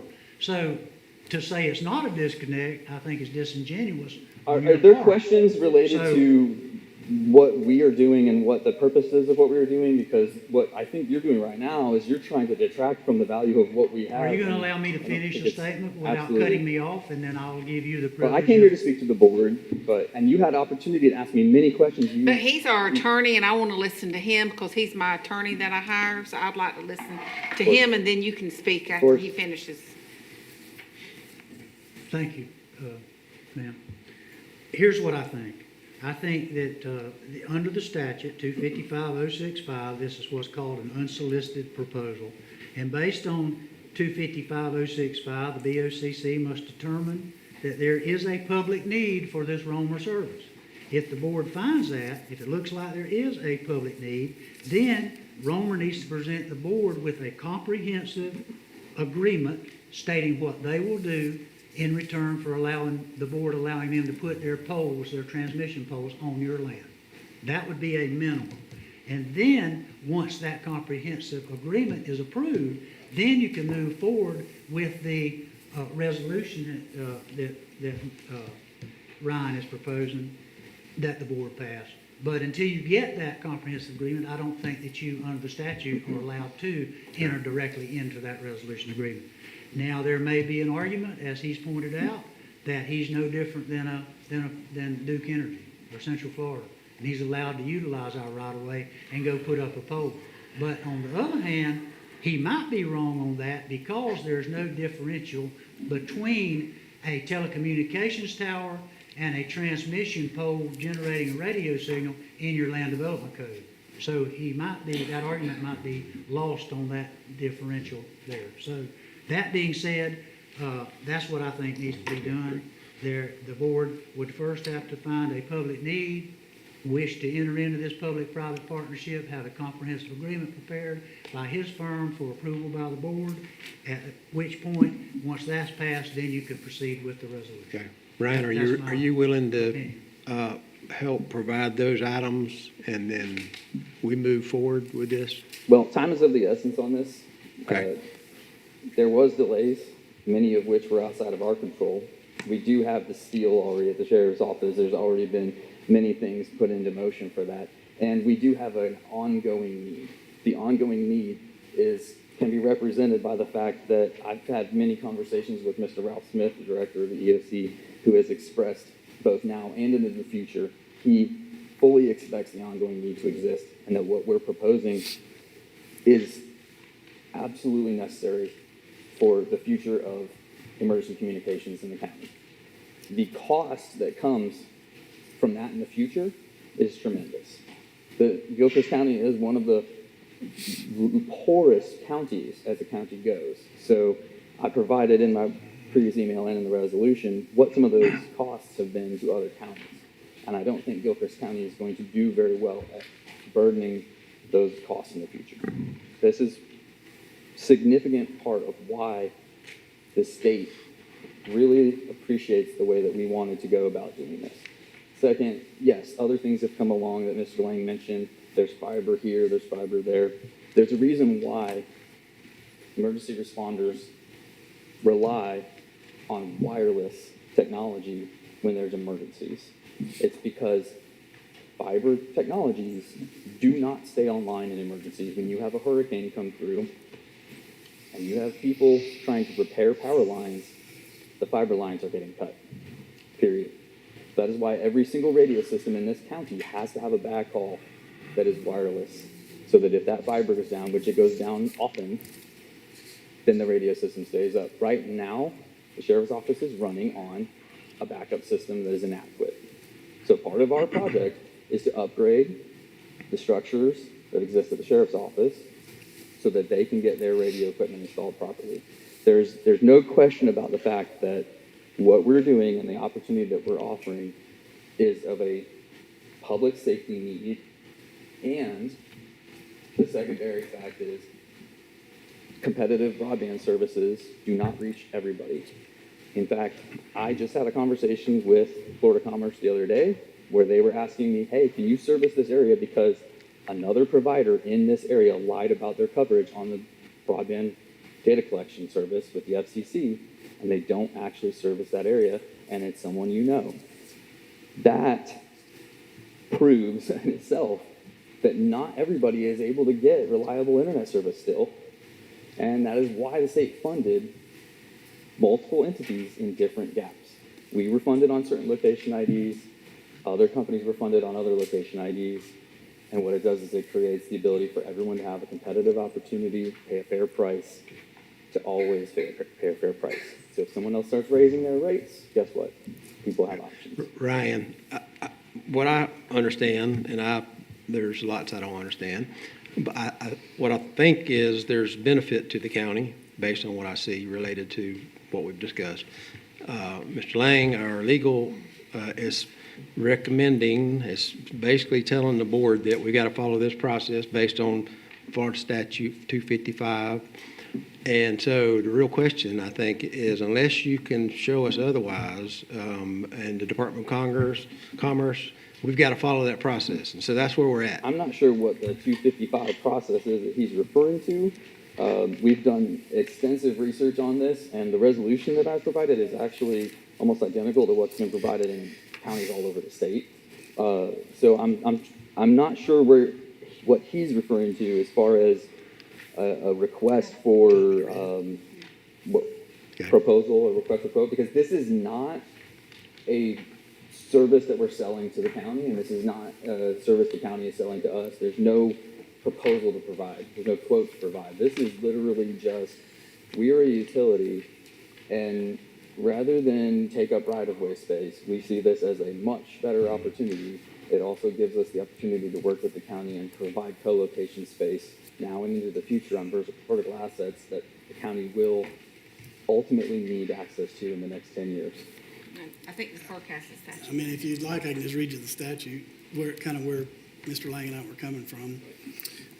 Procurement procedures. A responsible public entity may receive unsolicited proposals, which is what you're doing, or may solicit proposals for a qualified project and may thereafter enter into a comprehensive agreement with a private entity or a consortium of private entities for the building, upgrading, operating, ownership, or financing of facilities.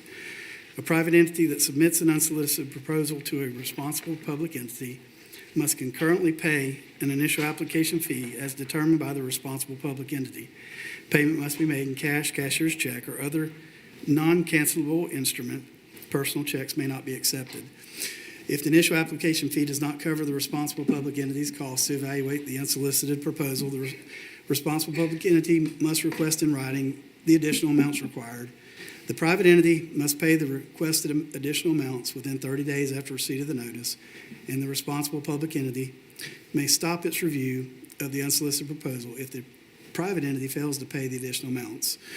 Moving on down, it says the responsible public entity may proceed with an unsolicited proposal for a qualifying project without engaging in a public bidding process if the responsible public entity holds a duly noticed public meeting at which the proposal is presented, and affected public entities and members of the public are able to provide comment, and at a second duly noticed meeting determine that the proposal is in the public's interest. In making the public interest determinable, the responsible public entity must consider all of the following factors. We're not building anything. Let him finish first, please. We're not building anything for the county. We're not proposing to build something for the county. You're proposing to use we're asking land for utility easements, but we're not building you a building. If we were building you this building, that's where that statute comes in. That statute is related to building something that you are paying us to build. That we are not building anything for the county at all. So this statute doesn't involve what you're talking about doing? It does not apply at all. So what was the email about? You emailed us and said that you emailed us this statute. Okay, there might be a typo. So why Hold on. did you email us the The- statute if you're not wanting to go by the statute? There might be a typo, but this was relating to the public-private partnership with the state of Florida. So That is the statute. So the public-private partnership with the state of Florida is a separate issue, though. You're talking about if you were to have us build something for you. I don't know what we're talking about now. Well, Apparently. But what you're referring to is if you had a project that needed to be built, you're going to own it at the end of the day. We're talking about an unsolicited proposal. It's not an unsolicited proposal. It's an unsolicited request for utility easement. We're not asking to have you pay us for something. A proposal is we give you. No, you're asking to utilize county property for the benefit of Romer. And in doing so, you'll put radios on your towers. And what I was saying earlier, Verizon also utilizes county towers, and they pay us $40,000 a year. And we pay rent on county towers too. We do. On full-size county towers, we do pay rent on those. And so this is talking about utilizing county property. You're saying easement, but bottom line is you're going to stick something on county property. Correct. And in return, you are going to put radios on your towers. But in essence, if Verizon was to come in and say, hey, we're going to put a tower, we'd like to put a tower on county property, and they're going to lease that land, then the county's benefiting it. The county's benefiting from us as well. Ryan. And it's a very different situation. We're not Verizon. We're not a cellular carrier. Listen to me. Okay. Our legal and our clerk are saying there's a process that we need to follow that we're not following. And so we're at the point of you agree to follow the process. I agree to follow whatever is the proper process. Communicate to them why you don't think we need to follow the process. We're not going to continue to debate it here because I don't think we're making progress. So I don't disagree with the benefit. The board, I don't think disagrees. There's benefit with what you're proposing. It's just we can say we don't recognize their recommendation and we're just going to forget what they recommend and we're going to move forward, or we can follow the process is where we're at. So I don't want to cut you off and be short, but I just don't think we're making progress what we're doing right now. So Mr. Chairman, I make a motion to deny the proposal. Okay. I'll second that. We have a motion and a second. Now we'll have discussion. Now, discussion. Yes, sir. So at the last meeting, I asked for questions and I did not get them, and I was promised that they would be emailed to me.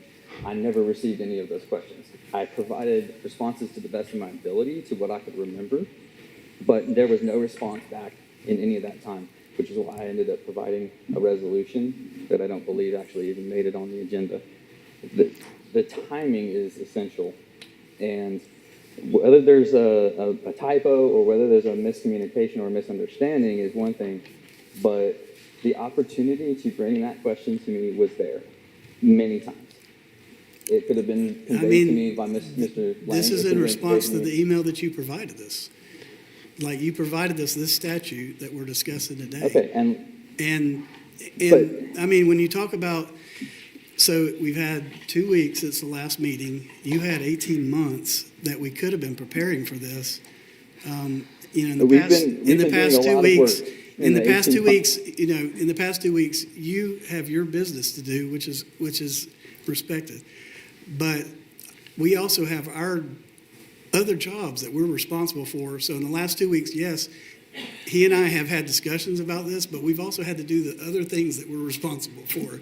So, as we all do, right?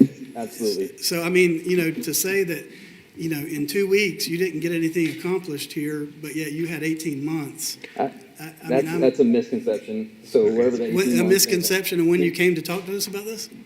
We have this. I mean, that's a fact. That 18 months ago is when you asked about this. We've done a lot of work since then. So there's a lot that's going on in our world too. We have been building and doing a lot and expanding.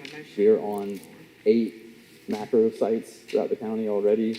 So we don't stop.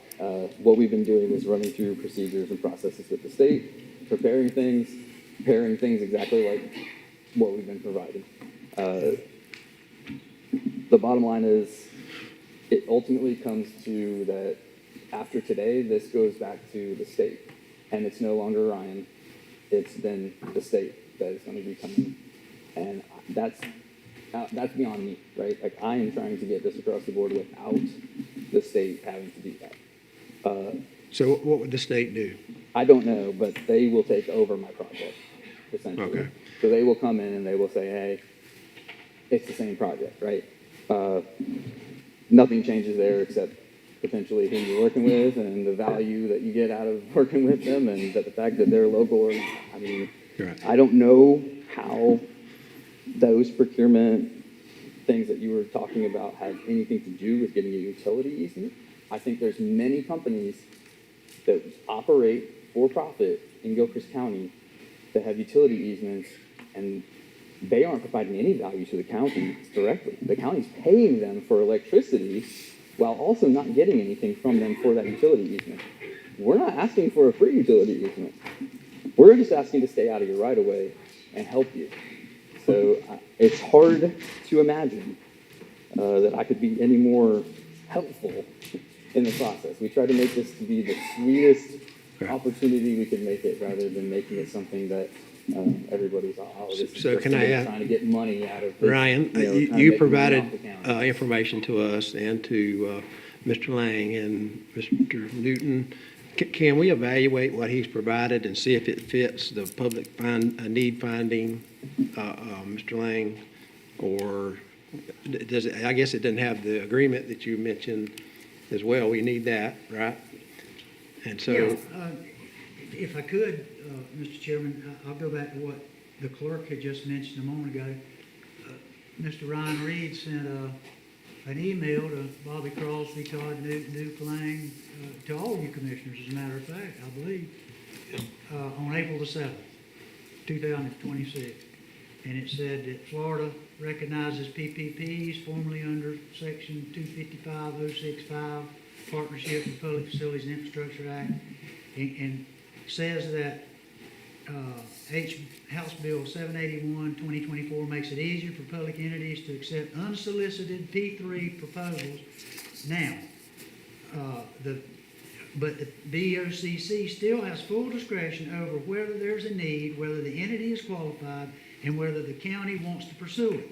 No precedent is being set that obligates the county to do this for anyone that asks. Okay. So we took that at face value, that email, and that's what the clerk was mentioning. And under 255-065, there's a procedure that Todd just read out a few moments ago. I was trying to cut to the chase here, and when I read all that stuff, I thought that what the county could do, if they chose to do so, since it was an unsolicited proposal, that based on 255-065, if the BOCC determines that there is a public need, and it looks like that there might be, that then they would need to so advise based on the information that Mr. Reed has provided to us, and then they would establish a comprehensive agreement for us to approve, stating what they would do and what we would do, okay? What property we would allow them to utilize, you know, so on and so forth.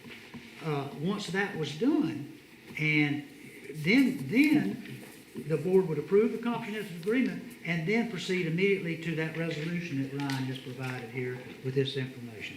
That was the process. That's the procedures under 255.65 that I'm referring to and Todd's referring to. At a very basic minimum, I think, that has to be done. Okay. So the question then, Ryan, is can we follow that procedure and maybe repackage, rescind what you've already provided to fit what Mr. Lang's saying we need? Yeah, I mean, I'm happy to work on anything that we need to work on, Okay. but if something's not provided to me, I can't answer the question. I can't solve the problem if someone doesn't say, hey, this is the question or this is the problem. I'm not sure what is in the agreement that is not covered in the resolution. And that's where I guess I am confused, because the resolution is simple. It doesn't really have to go into much.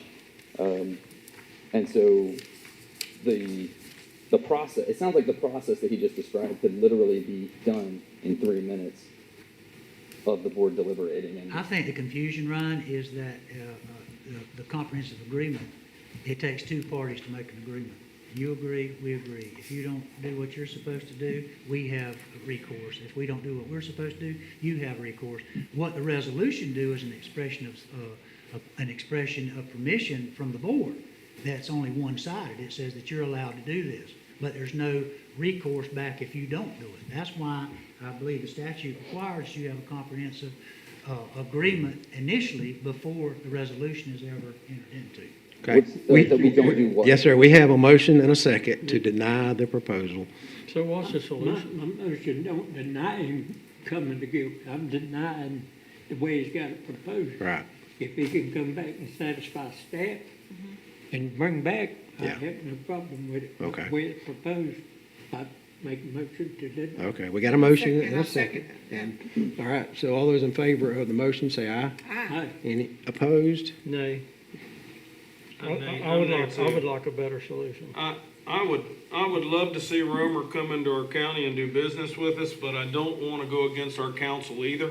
So I really wish y'all could get together and decide what he really needs, and make it known clearly to him that this is what we have to have, so that it can come back to us and we can approve it, because I'd love to have him in this county, but I don't want to go against what he has to have for us to do it. So if the three of y'all could get together and figure out what you really gotta have, and you could provide it, I would pass it. And I believe that. But if you can't come together with an agreement, then you don't need to talk anymore, because while if they say no, my answer is no. When you can get them to say yes, then I'm with you. And I believe that in other counties, what ended up being the vehicle for what you're describing is the easement itself. Because in the easement, it has the performance agreement, right? So that is why I think it's so simple in other counties, is that the resolution was established, and then the easement, each individual easement that exists is the vehicle for conveying obligations. What other counties are we speaking of? Specifically Hendry, who is working with my partner, but most counties in the state of Florida have something done like this. You can drive all over the state, and really anywhere. You've got utilities. So what county? Hendry County. Hendry? Yep. We'll see if they have an agreement. And our doors are open. Todd and I both. Yeah, you can see all of the Streamline. Streamline is the company. You can see all of their easement agreements on Hendry County's public information, I'm sure. And it's very similar to what we have. It's almost the same exact agreement. So Ryan, I think the motion that passed is provided by Mr. Thomas, was to deny the current proposal as proposed and follow the process that staff is recommending, and then bring it back, and then we'll reconsider it. And we appreciate the benefits you're trying to provide to Gilchrist County. Yes, thank you, sir. Thank And you. I would just ask, what should I expect to be the timing in which I would? I would hope we could be able to get it back by our next regular meeting. I mean, the requirements that they have, that Mr. Lang and. I think, didn't he just outline the things that we need? Okay, so, well. You want to get into a conference call, Ryan? Yeah, that'd be good. And maybe Department of Commerce as well? Absolutely. That'd be great. Yeah. Yeah, that'd be good. Thank you. Thank you very much. Yeah, I've known Ron for a couple of years now. They're a great company. They're a benefit to Gilchrist County. They're already here. It's not they're coming, they're already here. But there's a good service to the people and everything, which broadband is high demand. Well, it's a necessity anymore. It's about like water. But I hope we can find a solution and work this thing out. I was hoping it would work today. I think that's a pleasure of the whole board to find a solution. All right, Mr. Crosby, we're on the next item. Yes, sir. My next item is actually 7B. It's the CDBG RFQ administration. If you remember at the last meeting, we brought back, I think it may have been 7 or 9 proposals. The committee that you appointed met. We've narrowed that down to a recommended firm, 2 firms, which is Fred Fox Enterprises and Cornerstone Community Partners. What the request is, approve these 2 firms for additional questions. We do have to narrow it down to 1 firm. Most of that is probably going to be in what the fee will be, is the way that'll finish out. So, and then after a questioning review by the committee of those 2 firms, a recommendation of 1 firm and a contract, hopefully will be presented at the May 4th So meeting. do we need to act on this today? I just need you to approve these 2 Motion to approve. Second. Got a motion and a second to approve the CDBG RFQ administration as recommended by the committee. All those in favor, say aye. Aye. Any opposed? Motion passes. There's an FYI there, it's just a Gilchrist County, that's a transportation disadvantage flyer from the North Central Florida Regional Planning Council, just for your review. Under Road Department, we have the agreement. I think this agreement is, well, I feel bad for Mr. the Lane. Holbrooks. They've sat here this whole meeting Yeah, I waiting do on us too. to. We appreciate your patience. We should have stayed with Expedited it. him to the top of the list, so our apologies. Yes. This has been reviewed, I think, by all the parties, Mr. Lang, Mr. Newton, myself, and Mr. Holbrook, I think, and them has reviewed it as well. And I think Mr. Holbrook you agreed with it as well? Yeah, I have 2 questions. Okay, come on up. Come on up. Come on up. I bet I know what they are. Mike Holbrook. I just had 2 questions were raised by some of the people who want to do this. There's an on and about statement in here that the project would begin on or about May 11th. Mm-hmm. Question is that for our second, the piece that we're talking about in this proposal, is that the county's part to do the base, or is that when the asphalt company would come in and on or about? That's when the actual paving people doing Okay. the slag So will we'll be in see, here. we'll start seeing some We'll have, activity. yeah, I think they may have already did part of the first No. mile. They haven't. They did the first mile. They Right, haven't done and the they're second coming mile. back to do the second. So this yeah. would be when the asphalt will come in on the second mile. Right. Okay. And the other one, just clarification, is where all of 80th and Avenue and some of the other side roads don't have any egress out of their communities without going up 10th Street. Mhm. So want to make sure that we're going to maintain some egress to get out if we have to. Okay. And so I'm assuming it's going to be a one-lane. Well, they'll do one side at a time. They'll be, Yeah, they'll do a lane it'll one, have so- what we call motion of traffic to Yeah. control the traffic, and so people can get in and out safely. Okay. It actually goes pretty quickly, and from what they said, you can drive on it very quickly, Super. right behind it. Of course, there's more than one code. It'll be, we've talked about the double rock and different things. So it will go pretty quickly, but no, we will come out and we'll get the second mile prep.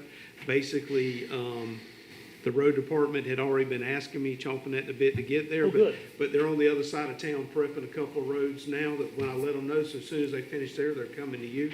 I would say no later than next week, they'll be there prepping that. And then we'll have to come back. We've already met with the paving company.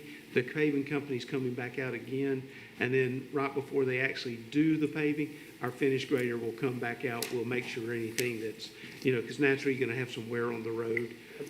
But we'll come back out and Hopefully take care we'll of get all a of few that little too. mud puddles in there too. Well, yeah. Yeah, hopefully they will be some. But yeah, We're praying for mud puddles now. Yeah. That But would yes, be sir, nice. that will happen that way. Okay. Did you have a question about the base? She does about the road itself, so. Oh, it was Diane. Thank you. Hi, Hi. Brian Clifton. 2 points, and I've discussed them with Bobby and Duke already. Called me at the Maxine Parish, garden. Yeah, we were, You can't go anywhere, can you? anyway, the base is the key. If the base is correct, then the pavement's gonna hold up. If you screw up the base, it's a problem. Again, we have multiple parties here. We have the county doing the base, we've got an engineer saying it's okay, and then we got the paving company. I want the paving company to say, we're happy with the base, because I don't want them to have an out that, oh, well, the base isn't right, or the engineer's wrong, or, I want them to be on the hook in writing saying, we've approved the base, Okay. that it's not, no wiggle room there. Because they're the ones that have the equipment to fix it if there's a problem. It's not the engineer and it's not the county.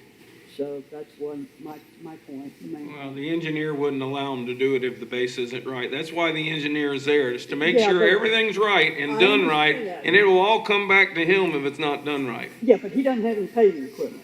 Okay. But he has the ability to say no if it's not right. Okay. Well, the thing is though, you're talking about the base. we actually have an engineer doing some borings. So he's doing some spot borings and he's testing that. So it's not just going out there and saying, okay, yeah, this looks good, it's hard. There's actually some borings being taken. No, So, I'm good with all that work. yeah. You know, it's just that, again, I don't want the paving company to have any wiggle room here to say somebody else is on. Right, it was not our fault, it was because you didn't have, the base wasn't correct, and that's where engineer can come back. Don't blame it on the county. That's right. Okay, the other thing is I wanted to mention is that I went online and looked at reviews of this particular paving company. Okay.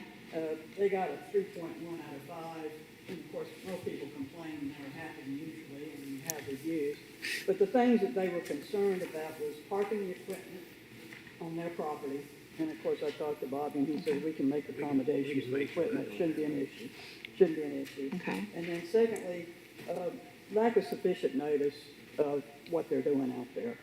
You know, an hour's notice, you know, and here all their signatures of them, it's a whole rigmarole. Now, again, weather can always be an issue, but it's just, these were people who went through this experience with this company, and I'm just making you aware of the issues that some of them have. Well, that's good, thank you. Thank you Good points. Yep. All right, I think we're to the point of the board approving the agreement. Motion to approve the agreement. Second. Motion and a second to approve the agreement with the neighbors down Southwest 10th related to the chip and seal project. All those in favor, say aye. Aye. Any opposed? Motion passes. Thank y'all. Yes, sir. Oh, yes. Thank you. All right. Thank you. We are to the request to change speed limit on Northwest 10th Street. Is that right? Yes, sir. The recommendation is 25 mile an hour. That's what we did on the last ones we just recently did. And that is County Road 341 to County Road 313. That's Northwest 10th Street. Kind of give you a landmark. This is, I believe it's Lydia and Mitch Harrell that lives Yes. on this road. So, Yep. Just north of Aiken's property. Right. Well, I thought it was Northwest 10th Street from Northwest 40th Avenue east to County Road 341. what is that number? I can't see. I forgot to write it down. If this is Lydia's It's road, 313, isn't that 313? it's right by my property. 313 to Got a 341. red line going down. That's why it's got a red line going through it, so I couldn't, but I thought it was 330. Yes. Here, let me look. 313. So I'll do it like I I did. move to approve this with the noted change of, with the noted change that it's 313 to 341. Okay, got a motion to approve the proposed change and post it so that folks can see that before we actually make it a permanent, right? So we got a motion, we need a second? Second. You got a motion and a second. All those in favor of the motion, say aye. Aye. Any opposed? Motion passes. All right, Mr. Close my report unless you have some questions at this time. No. All right, thank you, sir. Mr. Lang? The board had asked me to, or maybe Bobby asked me, but anyway, I was asked to put together some language and based upon Bobby's recommendation concerning amending your noise ordinance, and that's on the board there in front of you, and essentially, what we've come up with is a way to measure the sound effect beyond the real property line. So the ordinance would prevent, playing loud music and those prohibited activities. Instead of saying a distance of 100 feet or more from the property line, we're striking the 100 or more feet away and adding, if it's clearly audible at a distance beyond the real property line, and you still have the discretion of the sheriff's department as to whether or not that needs immediate enforcement or later enforcement. So I believe essentially, and then we renumbered everything, but I think that's essentially the only changes that were made to the existing noise ordinance. Is that correct, Bob? Yeah, and that particular part of the ordinance will be, the ordinance then will be in effect 24 hours a day, 365 days a year. And I think this came up about, because, I've had some calls, but, and we've talked about this before, the sheriff's department can pull up, if they see, somebody's having a birthday party, well, then they use common That's sense the as the discretion birthday. they can use. But if this is somebody that's just doing it out of spite, day after day, then they can, Put a stop to it. absolutely. And another thing, your existing ordinance, before you'll remember, it said that it did not apply to any noise made between 6 a.m. and 10 p.m. We're striking that. It's 24/7. So I like to change this as well. Yep. So get a motion? Yeah. We need public participation. Yeah. Okay, motion and a second, and then we'll have public participation. Yeah. Well, actually, just give me a motion to move forward with it, and we get the thing numbered and advertised. Okay, we gotta advertise it. Okay, then do public. Yeah, this was simply that y'all want to do this. Okay. Yeah, I'll make a motion, we do it. Okay, got a motion and a second. Any further discussion? All those in favor of the motion, say aye. Aye. Any opposed? Do we Motion need passes. public comment? No, not yet. Not yet, okay. I think we're gonna He brings it back. advertise, They'll right? advertise Yeah, that was the motion too, that you're okay with it, proceed with advertising for a public hearing. And so that would come back the next meeting, or how Got to soon? advertise it 10 days before the next meeting, 10 so days. if we can get it in on a Thursday before, I don't know. It might be the second meeting. I think it'd be second meeting. Second in May. We really need something. Yep, summer's here. Yep. I'll get it to the paper probably tomorrow, the next day, for the next Thursday. We can't go in there this week, it has to be If the it- following Thursday. Yeah, that's true. It's too, we're past the deadline, so it'd have to be the next meeting. Right. Oh, do we have any public comment? Yes.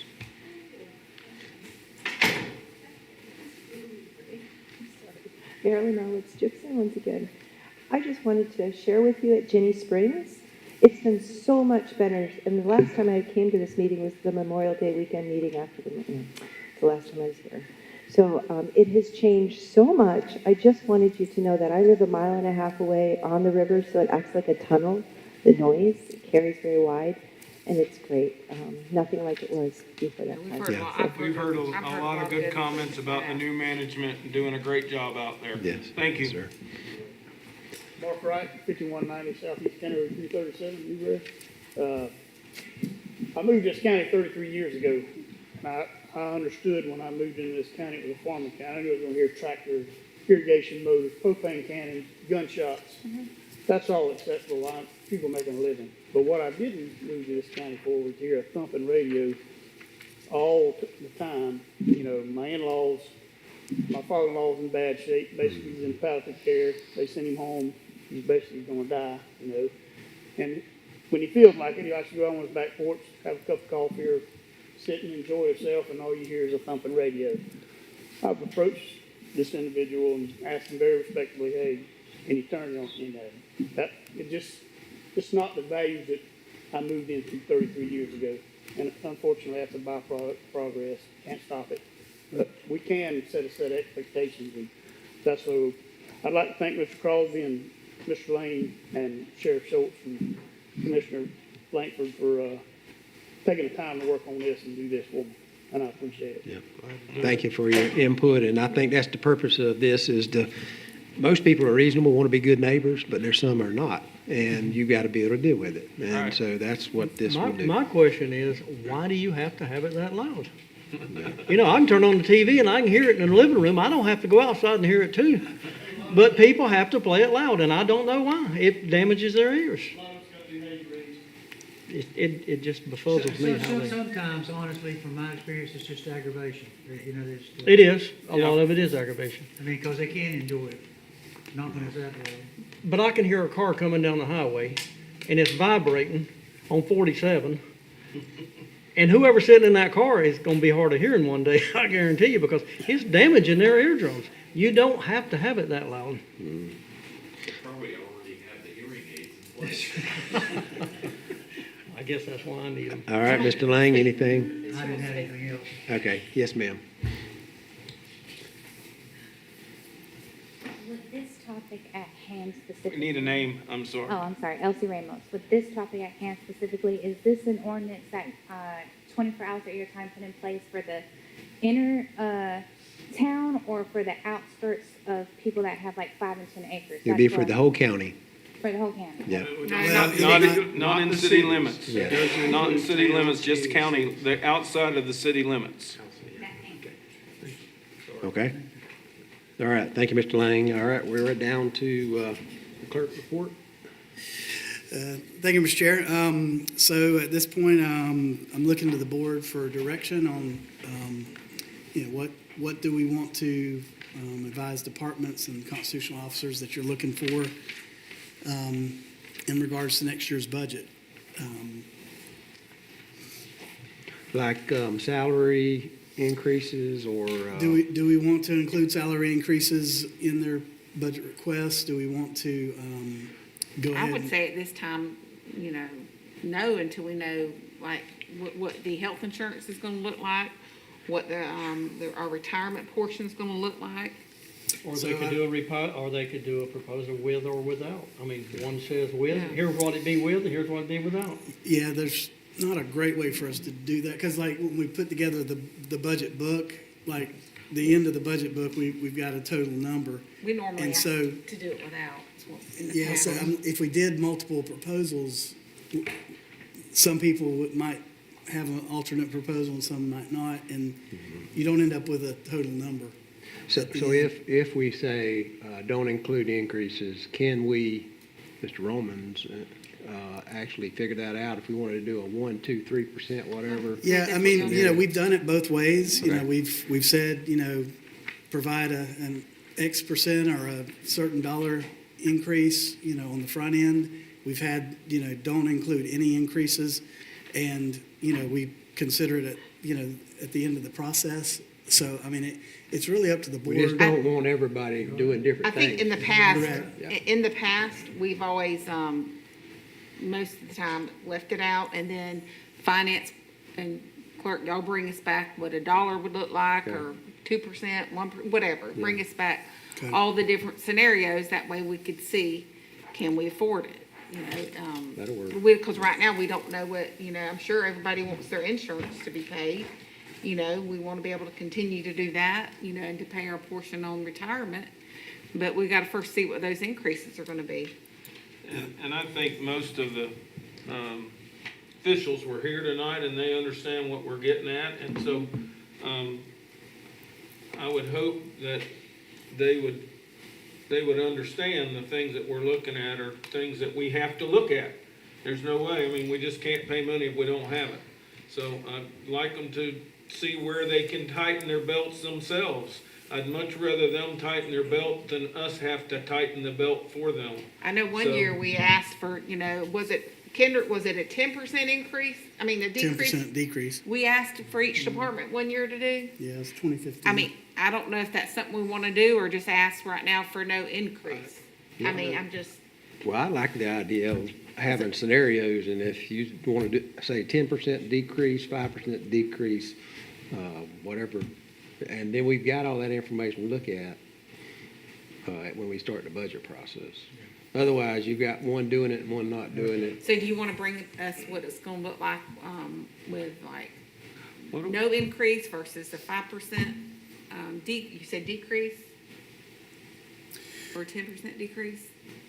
So, I think to start with, I mean, it's one thing, I guess, but I think the question is, we've still got another dollar going on with the minimum wage. Yeah. So that's something we're going to have to consider at some point during the process. Where do we fall with looking at raises? So, I mean, I think that's something will have to be considered. Now, the question is, looking at individual departments, are we allowing them to bring capital purchases? Are we allowing them to, add positions?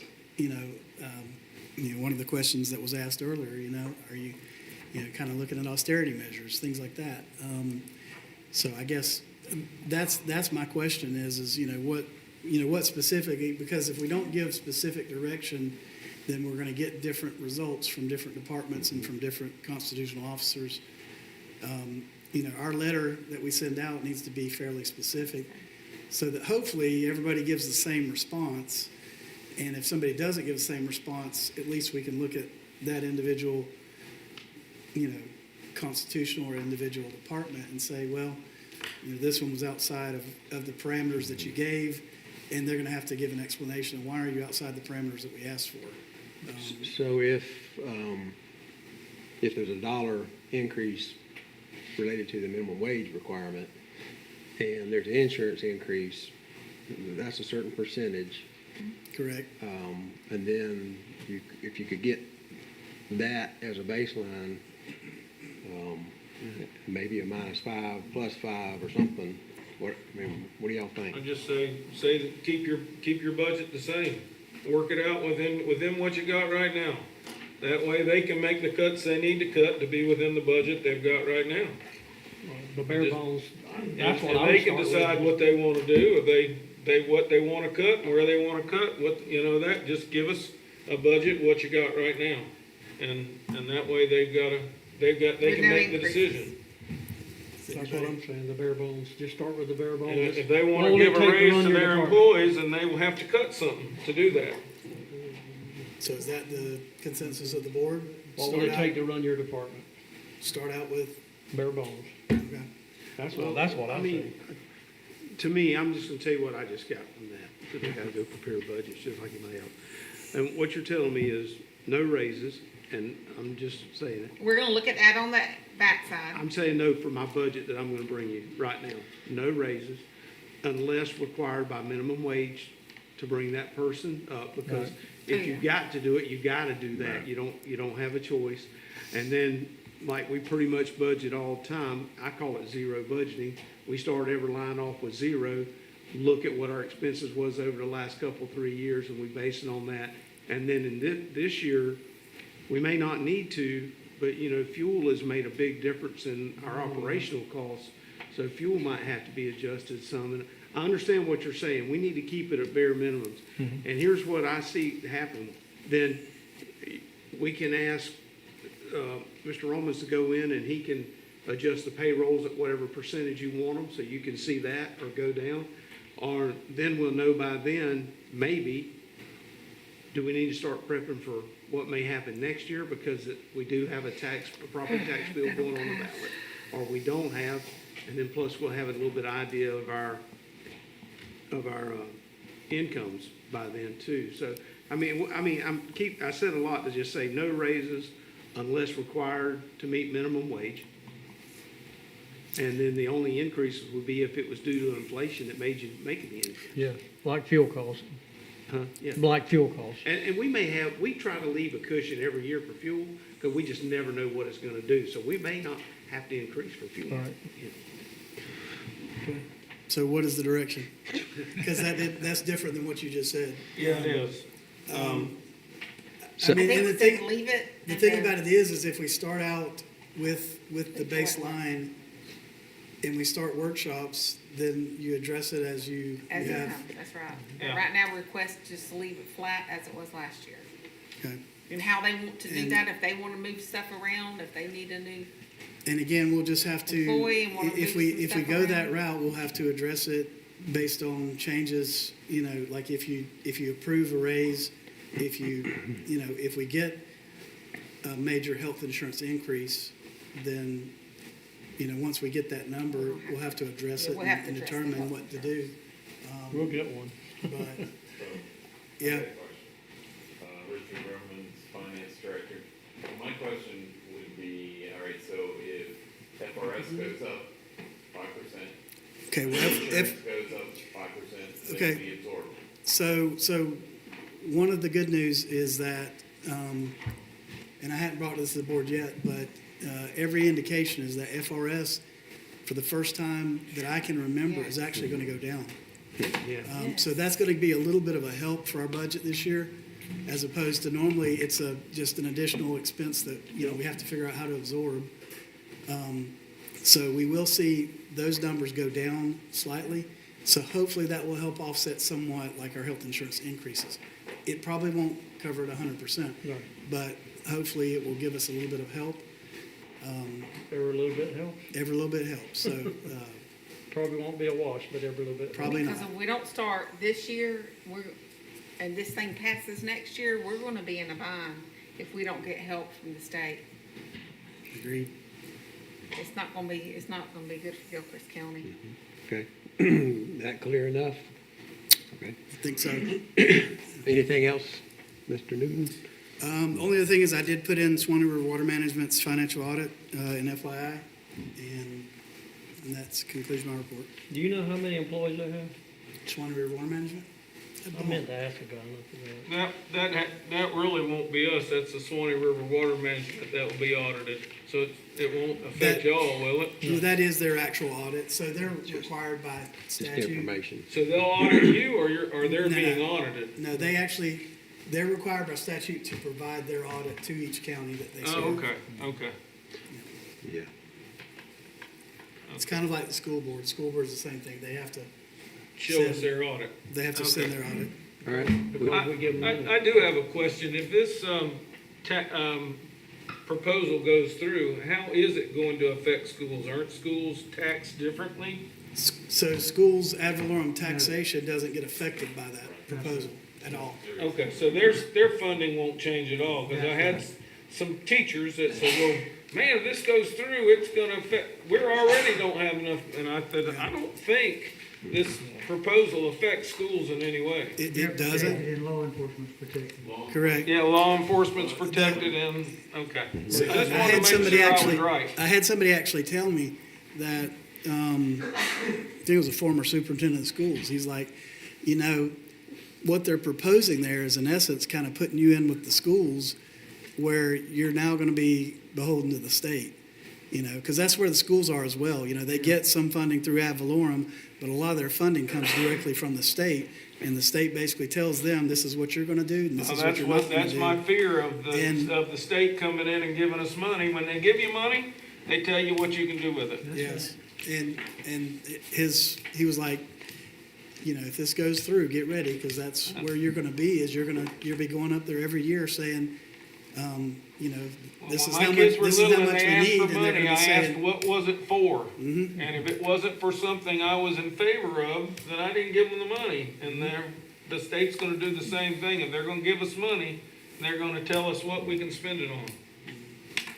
Okay, we're down to the commissioner reports. Ms. Langford? Nope. Mr. Langford? I don't have anything. 138, that looks good.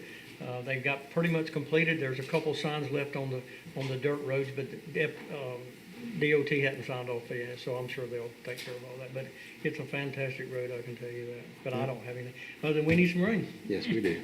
All right, Mr. Martin? I just went and visited some of the projects that are going on. Otter really is looking good, and the Ag Center is coming along really well. And so, other than that, all the other phone calls and stuff I had were on water issues, so. Okay. Mr. Thomas? Just thank you for your prayers and stuff. Yep. We're glad you're back. Yes, sir, we are. Appreciate all your work. I don't have anything either. Public participation, anybody else at this point? Yes, ma'am.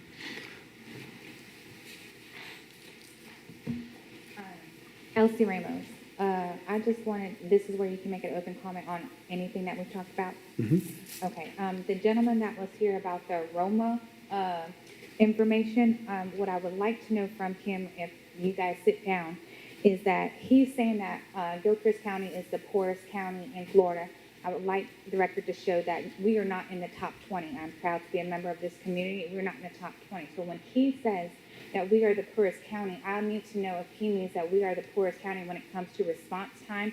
When it comes to emergencies, are we losing our citizens because of them not being able to get access fast enough to get to a local emergency? I would like to know where he's getting specifically we're the poorest county as far as like in the emergency situation. I work in healthcare. We do have delayed responses, but this county specifically, are we losing members because of a lack of response? And does he have that information to tell us where we are in the poorest as far as like response time, activity time, or length of getting to the nearest emergency? I think that's a fair question. If you're going to put up things that are going to help us get to our citizens in emergency, explain to us where that is, because we actually do have very good profit in this county. And then the other thing I wanted to mention was on the water. We talked about a lot of subjects about what's running into our water. I also wanted to make a point that Ron DeSantis did pass in 2023 for our roadways in Florida to be repaved with radioactive waste. When we talk about water and development and then the process of eliminating that water, we're not yet seeing the effects of radioactivity, what's going to happen to us later with the water that runs off and goes into our communities. I think that's another addition to the water system that we need to consider, because this is fairly new for us to use radioactivity to pave our roads. And we're repaving our roads and we're making new developments, so we need to consider that as well. Okay, thank you. Thank you. All right, anybody else? Nope. Oh, I'm He sorry. doesn't do email.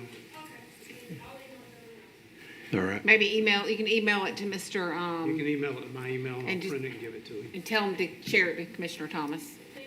I do want to make one more comment. Yes, sir. When I was on the board before, I served on the Spring Initiative Board and went to all their meetings and everything.